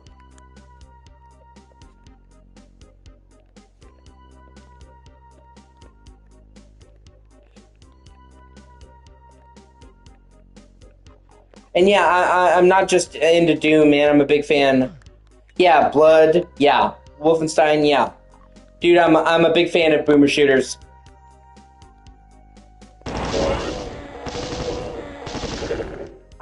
Completely played Quake and all of its expansions.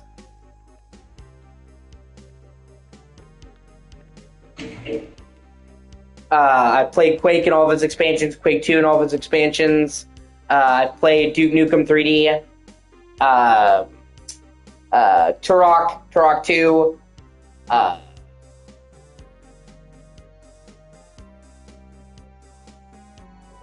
Yeah, Quake is great, man.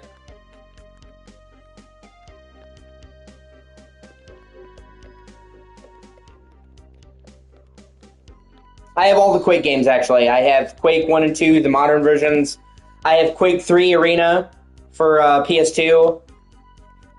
I've played some Serious Sam, but only a little bit of Serious Sam.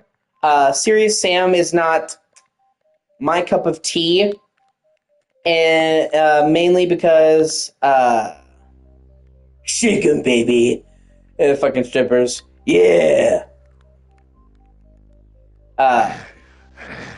Just because I'm trying to. Serious Sam, I like Serious Sam. I don't like dislike it. I just don't like it as much as like Doom, because Serious Sam is all about throwing waves and waves and waves and waves of like massive hordes of enemies at you, and I'm not a fan of that type of game. I don't even like Musou games like Dynasty Warriors. So that's great, man. Yeah, I've heard about the Doom deathmatch. I'm not really into multiplayer for the most part, so I haven't really fucked around with the Doom multiplayer, but I have heard that it's good.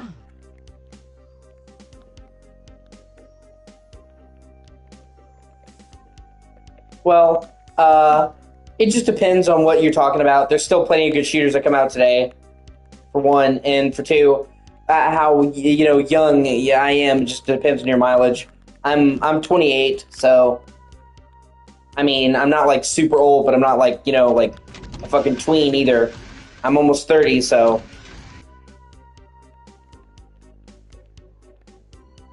yeah,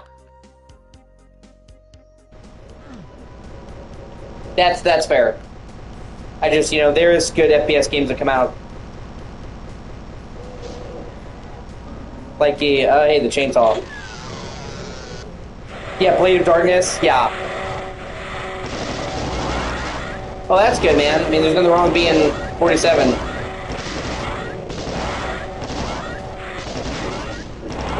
I think I actually have played. Oh, okay, hold on one second. I'm gonna look at my games. The video's paused because it's fucking stupid, but I'm not going. I'm 99% sure that I have Blade of Darkness. I got it on a sale and I played it a little bit. It's stupid that it blanks out the video when you're doing it, but what are you gonna do? Yeah, I have Blade of Darkness. Yeah, I got it a couple months ago on sale. I played the opening and it's in my backlog. I need to get to it, but yeah, like I said, I like Souls-like, so I wind up playing a lot of those games. But yeah, I definitely don't like the direction that Call of Duty. I was just talking about that before you popped up, Chris. I don't like the direction that Call of Duty took shooters in. Because like most of the yeah, Red Dead Redemption 2 is fucking great. You're not gonna catch any points from me on that, man. I love Red Dead Redemption 2. I put 200 hours, 300 hours into it. I mean, I think I was at 98% completion. Like I played the shit out of Red Dead 2. But yeah, I was just talking about like not liking Call of Duty, and most of the problems with modern FPS games that you're talking about originate from Call of Duty.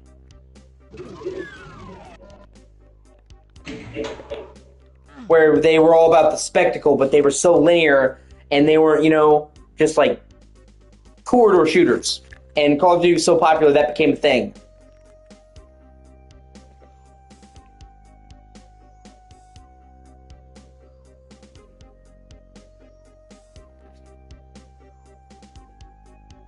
Yeah, Battlefield 4 is pretty good. I played the single player, and I liked it.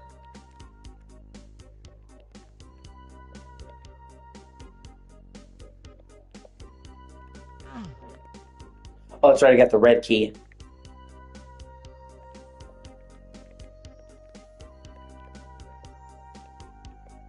But I like a lot of shooters. And there's even been a lot of like really good boomer shooters that have come out that have done their own thing. Like Project Warlock is really good. I really enjoyed Project Warlock. Proteus I thought was fucking great. Definitely felt like a worthwhile successor to Doom while doing its own thing. Here we go.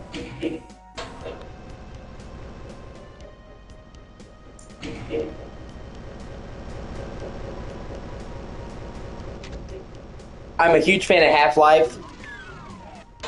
Half-Life 2 is like one of my favorite games of all time ever. Oh my god, I fucking played Half-Life 2 so many times. Yeah. Kind of makes me feel old, but I played the shit out of Halo. And that's considered retro now. But I pretty much like all the Halo games except for 5. But like I played the shit out of Halo 1.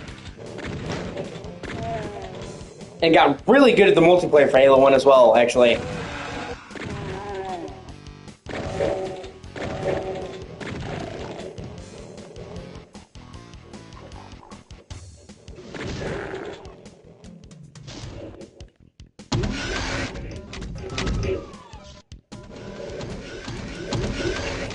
Yeah, Halo 2 is good. I prefer Halo 1.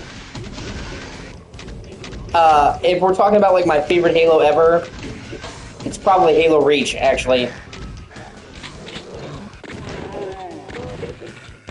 I just thought Halo Reach was just perfect. But yeah, fuck, see, I'm getting Half-Life 2 is fucking great. Highway 17, the chapter with the car, has to be one of my favorite sections in any game ever.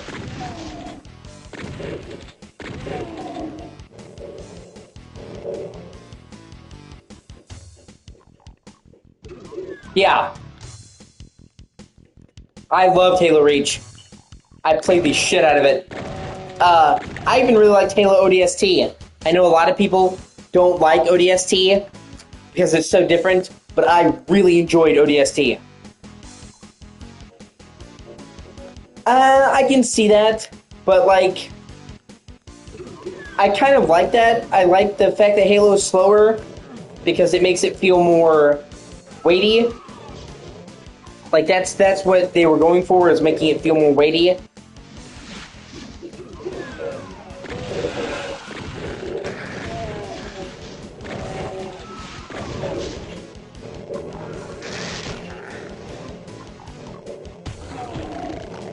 Yeah.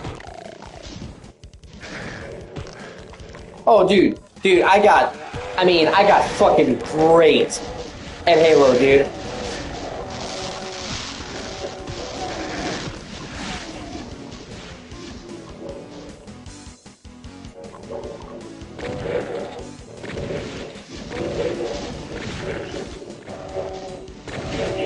I have an achievement, I think, oh yeah.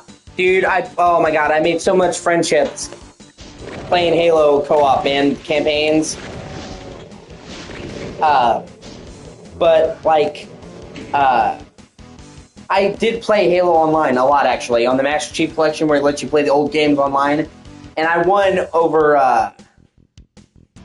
I literally won over 500 matches. I have an achievement. And, I literally fought against someone who was in a clan. I wish I could remember what the name of that fucking clan is, but it was like a professional Halo clan. And, he sent me a message after the game saying I was the only player on the other team that was any good. Okay? So literally I had fucking professional player give me props and say I was good.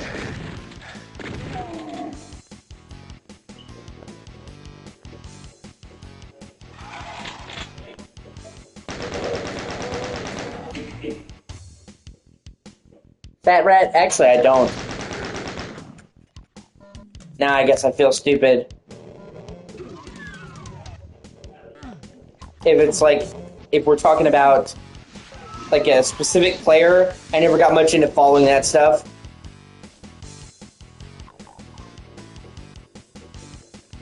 Okay. Yeah, see, I never like learned like any of the like the top speedrunners or players, so that's why I wouldn't know. But if Halo 3 is like super competitive, so if she's one of the best Halo players, then yeah, I have to give her props. So many people play Halo 3. Halo 3 is probably the most played Halo. So if you're like the best in Halo 3, you're one of the best fucking period. Okay. Yeah, well, I mean, yeah. I don't claim to be the best or anything. You know what I mean? I'm not like, I don't have fucking delusions of grandeur. I know I'm a good Halo player. I know I'm much better than the average Halo player. But I don't think I'm like, you know, the GOAT or anything. I'm sure she would probably beat my ass. But see, that doesn't really bother me. Like, if you've ever seen any of my streams playing online games, which I don't play as many online games as I do single player. I'm mostly single player. But when I die, I don't really care as long as somebody's not being a bitch. Fat rat. Okay, yeah, I'll look her up.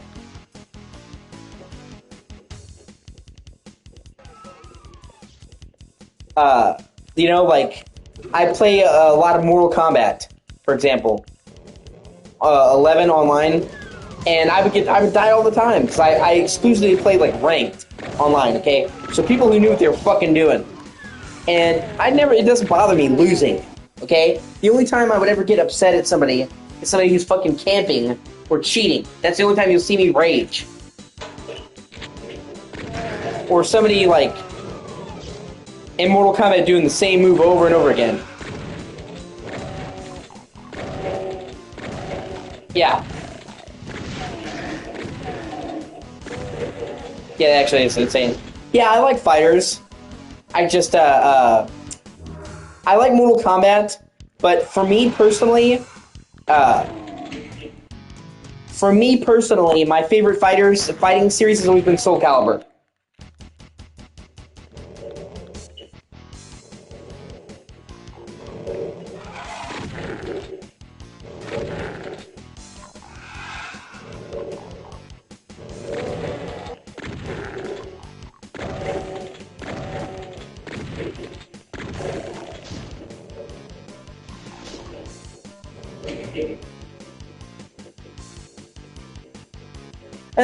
I mean, kinda, but like, isn't any kind of competitive thing like that? Like, isn't when like you know you're playing Halo,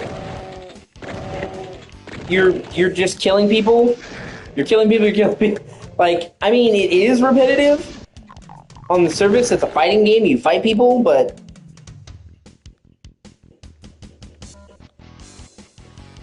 well, I mean, you know, I have Quake 2. I have nothing against hopping into it. I'd have to get my PlayStation Plus. Like I said, I don't even have PlayStation Plus.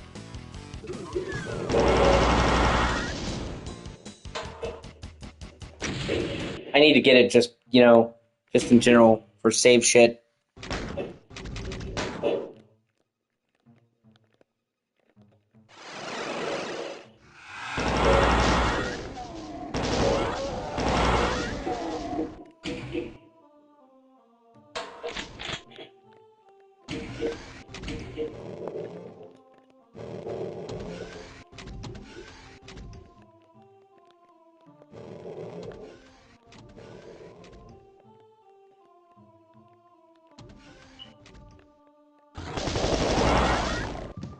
Yeah, well, I mean, you know, I'm certain you'd probably stop my ass, man. I played Quake and I enjoyed it. I played I played all the expansions and beaten them all. But I'm definitely not the world's best Quake player, and I've never played Quake. multiplayer, so I'm certain you'd stop me. That doesn't really bother me.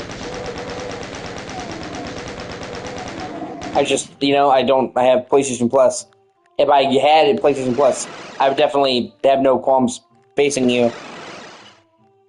Like I said, I used to die all the time in Mortal Kombat.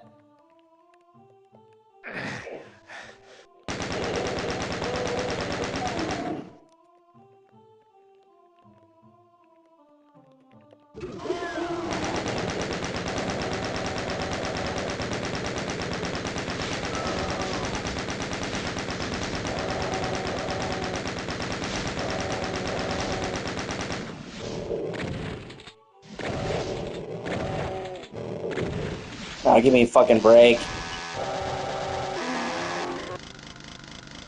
Well, basically depleted all my ammo, but I killed him, so... all's well that ends well, I guess. At least I had the chainsaw to fall back on.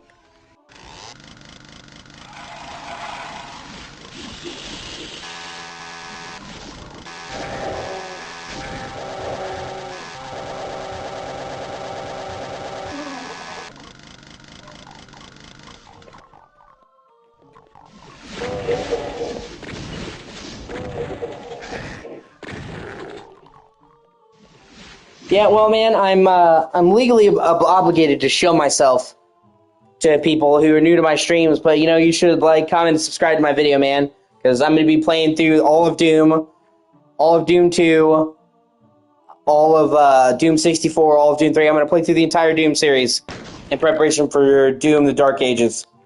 So, and I'm so fucking close to getting YouTube partner, man.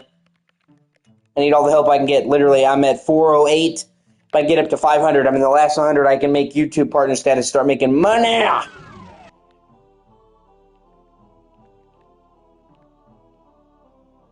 Yeah, well, I appreciate it, man.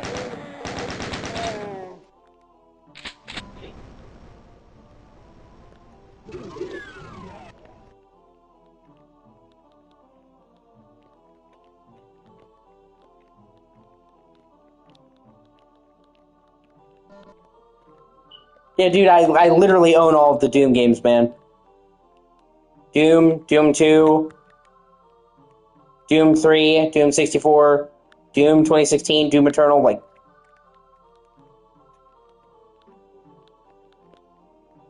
Now keep in mind, okay, I'm not just going to play Doom. I play a bunch of games on my channel. I don't just focus on one type of game, okay? So, I'm not just going to marathon all the Doom games. I'm going to make my way through it gradually. And I don't want to make myself sick of Doom before the new game comes out. And I'm like, oh my god, I played so much of this, I'm disgusted by it. But, I am going to play through them all. I'm just, not going to just play nothing but Doom. I usually, I want people... For starters, I have a very taste in games. I like a lot of different types of games. And for secondly, I don't want people to watch my channel for one type of game. I want them to watch for me. So I play a wide variety of games here. So I will be playing all of the Doom games, but I will be taking breaks in between to play other stuff. So I don't want you to get the feeling you've been misled.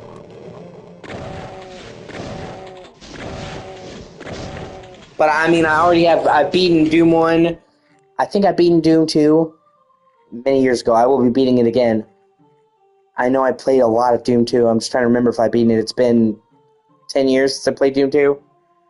I've beaten Doom 3.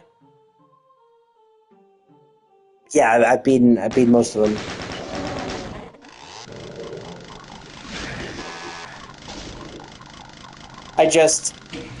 I have a wide taste in games, and I don't want people to only come and watch me for one type of game. Okay, because when people come to watch you for one type of game, they're not there to watch you, they're there to watch the game.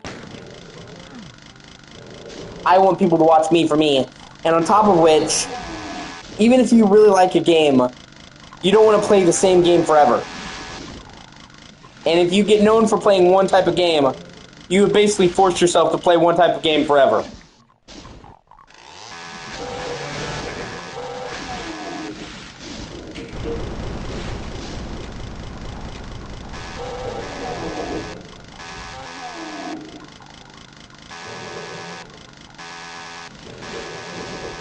I even know like some YouTubers that I like too. Like, oh, fuck.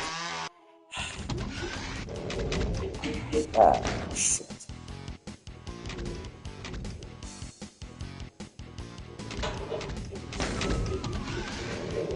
Ah, fuck. I basically went back a level. Shit. Well.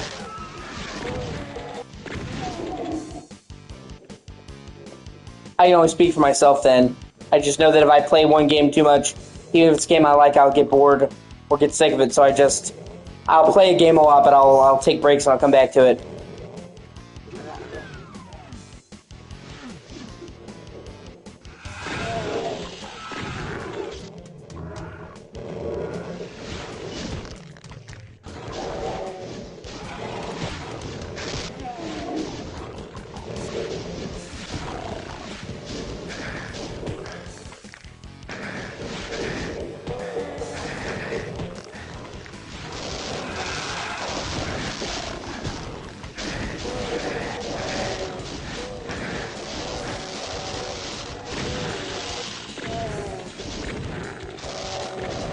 And what I do is I pick several games and I alternate between them. So, like, I'll pick 5 games, 10 games, and I'll just alternate between them. That way I'm making progress in the games. They're not abandoned, but I'm playing multiple stuff. Yeah. I mean, I totally can see that, yeah. It is a fucking massive game. Okay? Like, you can easily get over 200 hours out of Tears of the Kingdom. I would say it has like 3 times the content of Breath of the Wild. Like, no joke.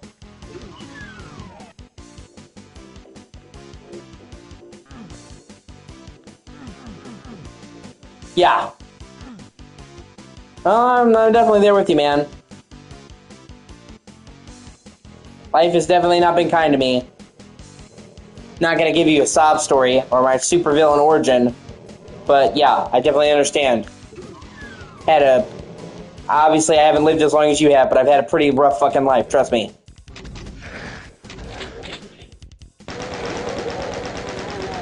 And games was always a way to escape for me. So I definitely get it. That's the thing I love most about games is the escapism.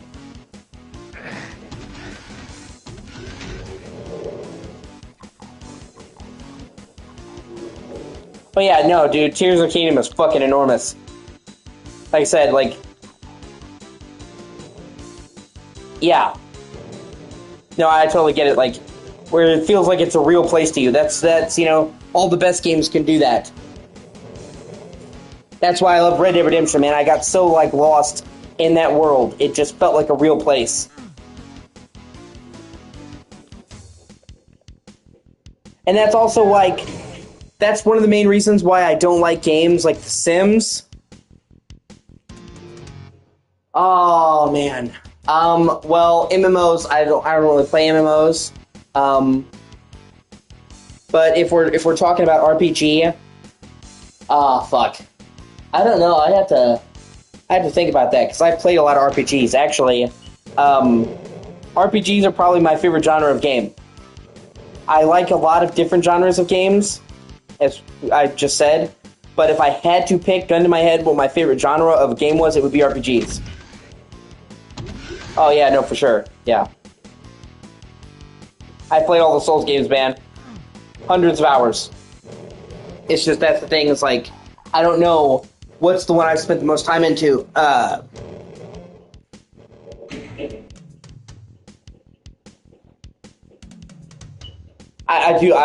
love Elden Ring, actually. I love all of them. I mean, I've played a lot of Dark Souls. Dude, I've played all of them, man. Demon Souls, played the shit out of Dark Souls, played the shit out of Dark Souls 2, played the shit out of 3, Bloodborne, Sekiro, Elden Ring, like all of the FromSoft games I have played the shit out of. Oh yeah, for sure. I'm just... I'm trying to think, like, I played a lot of RPGs.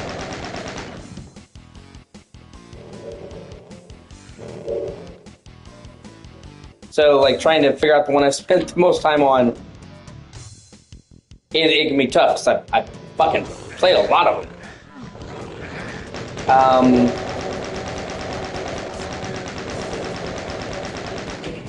Uh, hmm.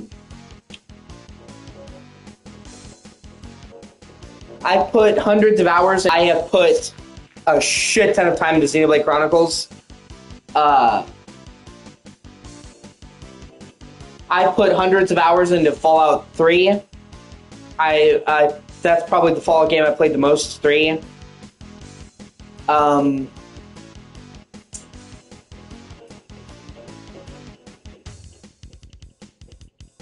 I have put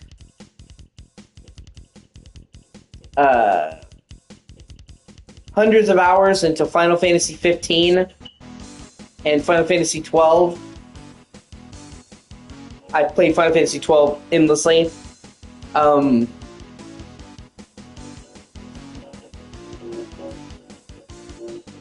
I put hundreds of hours into The Witcher 3. That's one of my most played games is Witcher 3. Like, in general.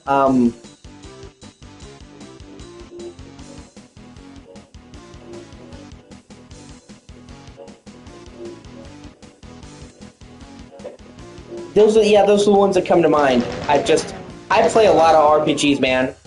Old RPGs, new RPGs.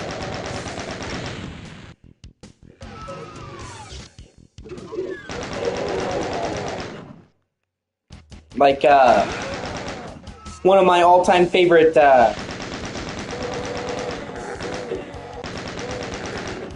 Battlefield 4, is good. I think it's good, but I'm not like an insanely big fan of it.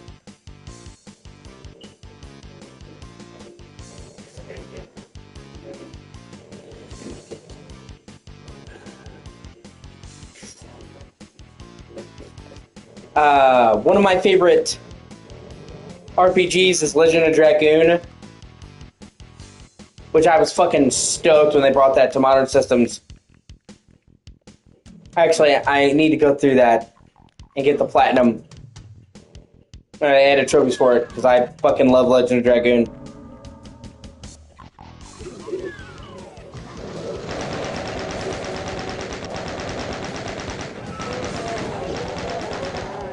It's kind of cliche, but I really love Chrono Trigger as well. Like, I know everybody loves Chrono Trigger, but I really like... Oh, that's actually really impressive, man. Nothing to scoff at. But yeah, I really like Chrono Trigger. I like New Vegas. I get a lot of shit for it, but I don't like New Vegas as much as I like Fallout 3. I know everybody is just like...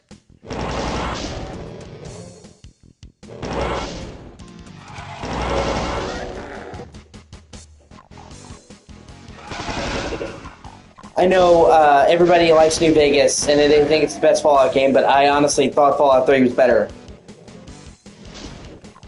And I actually really like Fallout 4. And I know that's a really unpopular opinion. A lot of fucking people that hate Fallout 4.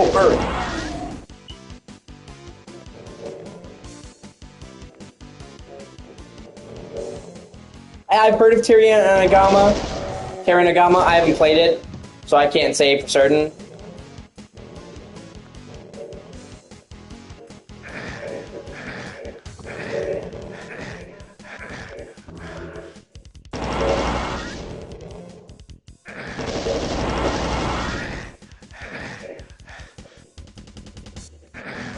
And I actually, even more of a hot take, I like the story of Fallout 4. I know most people who like it, they're like, well, I like Fallout 4, but, you know, I like the gameplay, I like the story. I like the story of Fallout 4.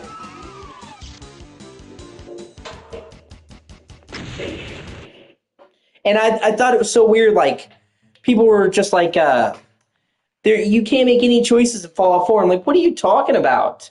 Like, literally, Fallout 4 will play out incredibly differently. You can play just the main campaign of Fallout 4 in 3 different ways with different factions. The faction that you back in Fallout 4 completely changes the fucking main story. So it's like, what do you mean there's no choices in Fallout 4? The entire second half of the game is radically different depending on the faction that you picked.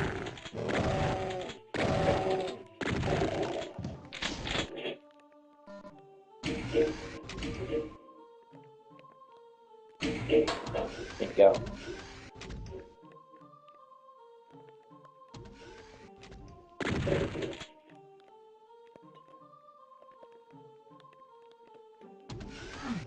But in general, I have a weird taste in games.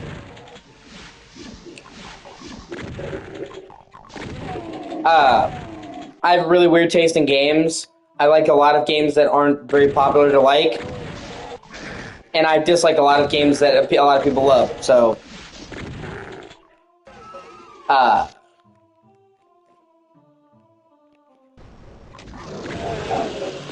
for example,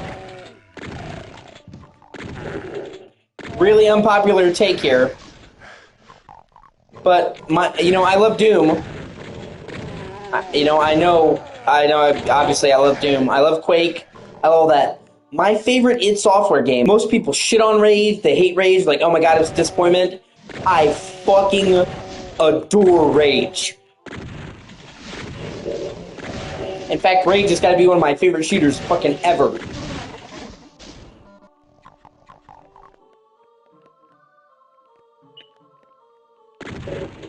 And I know that's really unpopular opinion. I know the majority of people shit on Rage and thought it was a disappointment. But man, I fucking love Rage.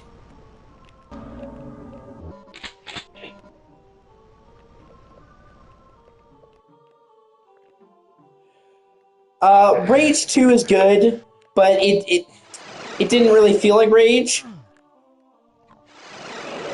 And yeah, I agree, the actual gameplay of Rage 2 is great.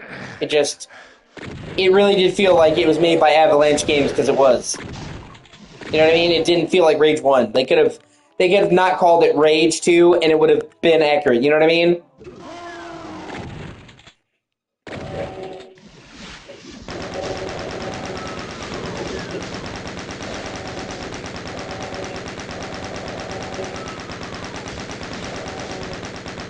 I do like Rage 2, though.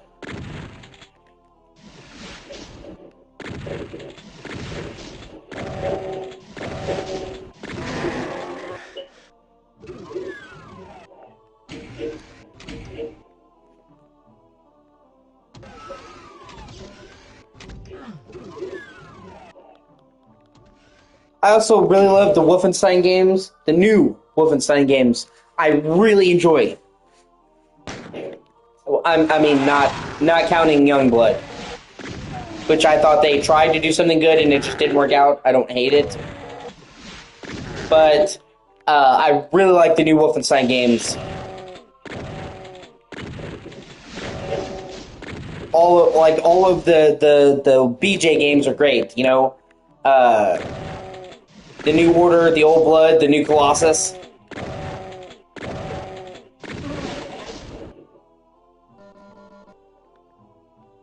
And I'm actually really looking forward to the Indiana Jones game, because it's actually made by the team that did the new Wolfenstein games.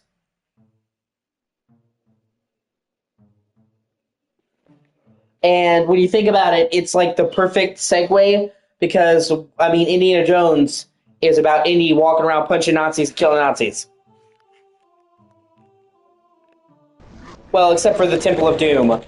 But 4 of the 5 Indiana Jones movies is him killing. You wouldn't think on paper, like, that the Wolfenstein team would be good for Indiana Jones, but then when you think about it, like, oh, okay, there's actually a lot of commonalities between Wolfenstein and Indiana Jones. And they put a large value on exploring the environment in the new Wolfenstein games, and storytelling, and all those are good in Indiana Jones, and I honestly think the new Indiana Jones game is going to be great.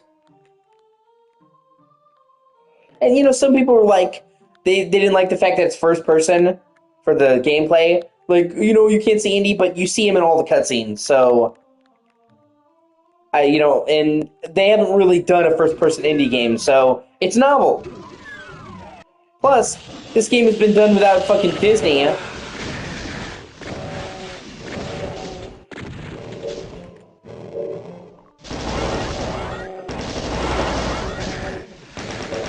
So it might actually be good.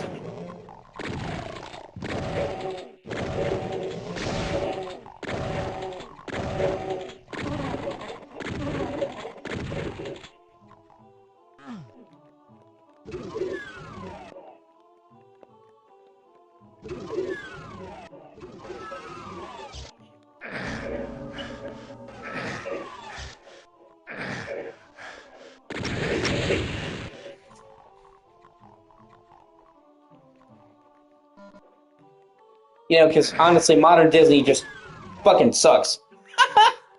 Yeah. Yeah.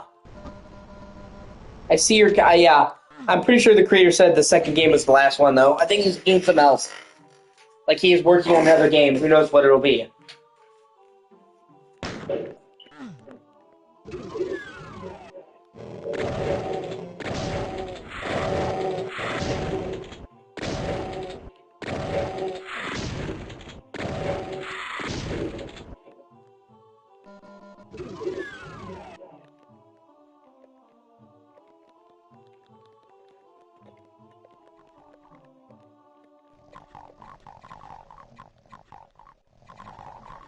Also, if you ever get the chance to play Sea of Stars, I strongly recommend Sea of Stars.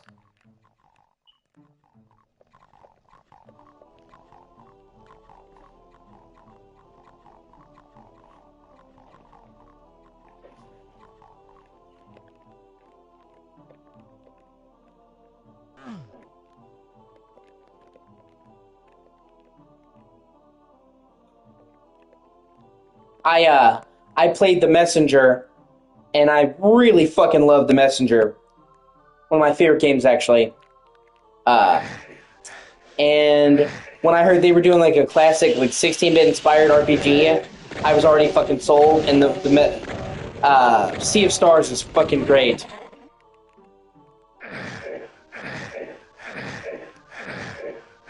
Shit. I don't know if you've ever played The Messenger, but it's great.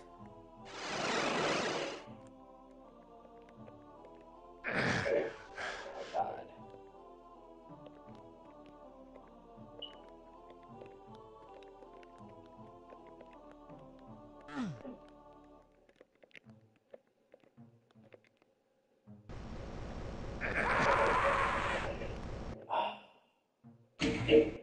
Really? Fuck. Well, at least this time I saved reasonably back to where I was. Oh yeah, played Enslaved. Enslaved. Yeah, fuck yeah, man. I love Enslaved.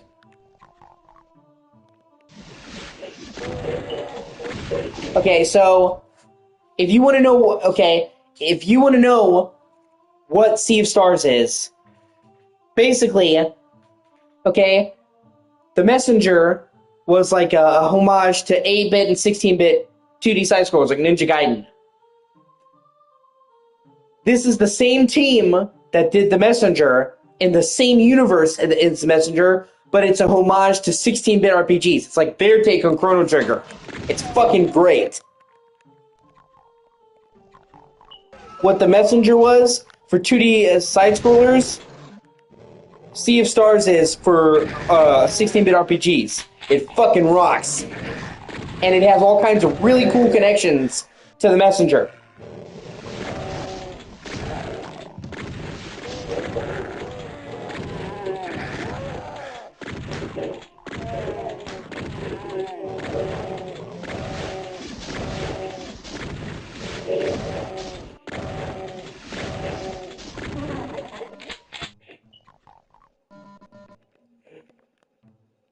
And yeah, I played Enslaved. I love Enslaved. I love Ninja Theory. They did, Heavenly Blade, Enslaved, DMC. And you know what? Another hot take. I love DMC. The reboot, I love it. And I don't just love the gameplay. I love the story of it, too. I know everybody hates it. They think it was too edgy and emo Dante. I loved it.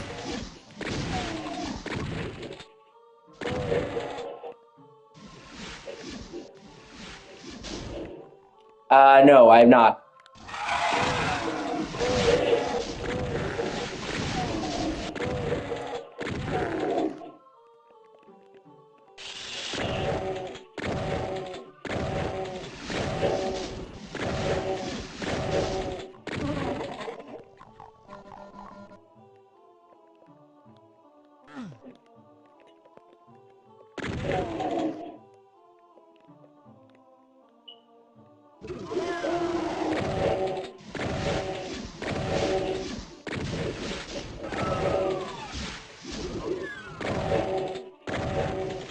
And they weren't.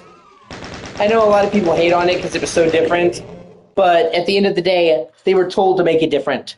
Okay, Ninja Theory originally proposed a vision. Oh, that's actually cool too. Ninja Theory proposed a vision for the game that was very close to the original DMC, and Capcom deliberately told them, "No, we want you to make your game how you want to make it." Oh, that's cool.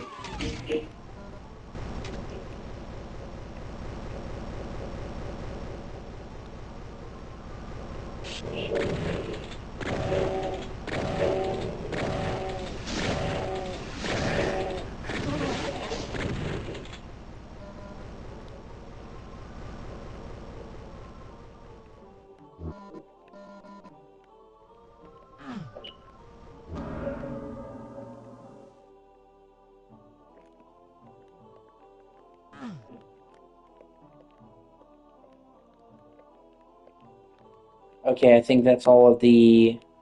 Yeah, okay, that's all of the toxic waste areas checked off.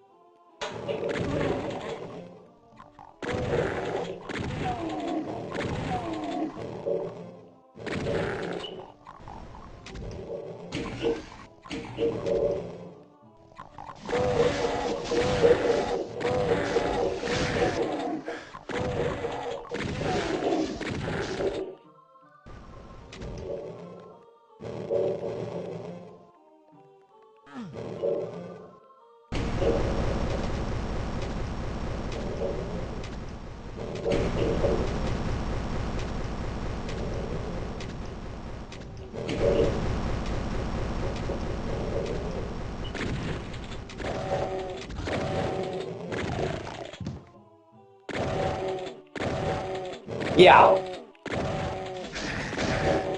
Once you start getting into the hellish levels, the game gets significantly more dark.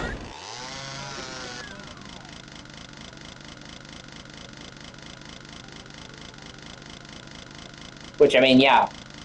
You're just sitting in hell. Ooh, leathery people's faces. Mm.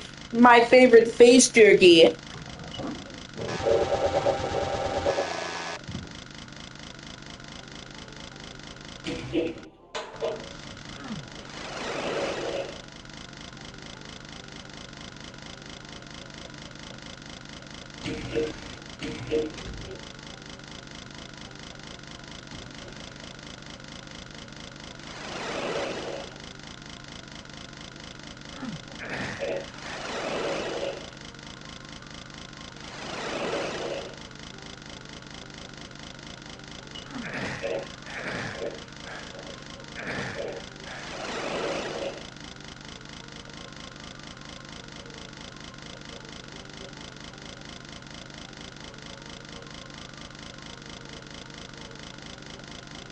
Yeah, and I'm not a big fan of Doom 3, even though I like I said I'm gonna play it.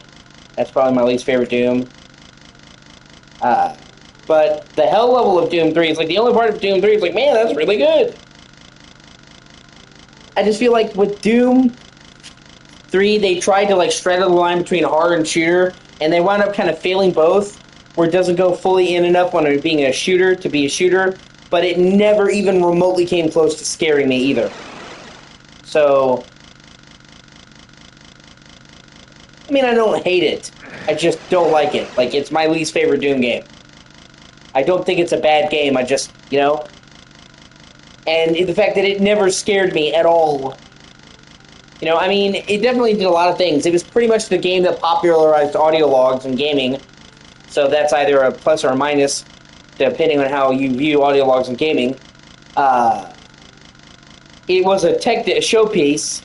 Like, it was insanely graphically impressive. Like, it was one of the games that made real-time lighting a thing in gaming. So, technically speaking, it was on the money. Like I said, it leaning so heavily into horror would be good if it got into horror,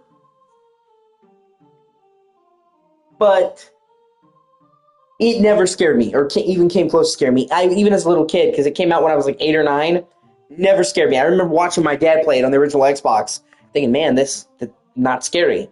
And for me, that's like a cardinal sin. You know what I'm saying? With how heavily it tries to favor horror. Um, so, that there's that problem, and I think the environments, for the most part, are fucking boring. They lean way too much into the generic kind of more scientific area, and it's like boring to me. And on top of that, I don't like one of my problems. One of my problems with sci-fi, for the most part, is that it's too sterile.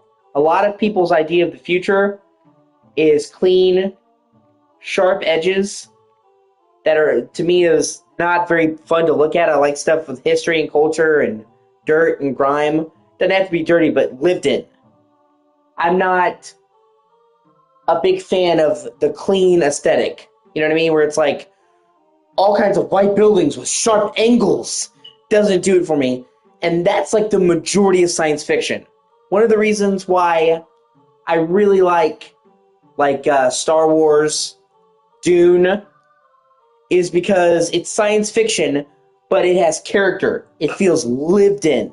It's got color and personality. It's not sterile. All right, man. I'll see you later.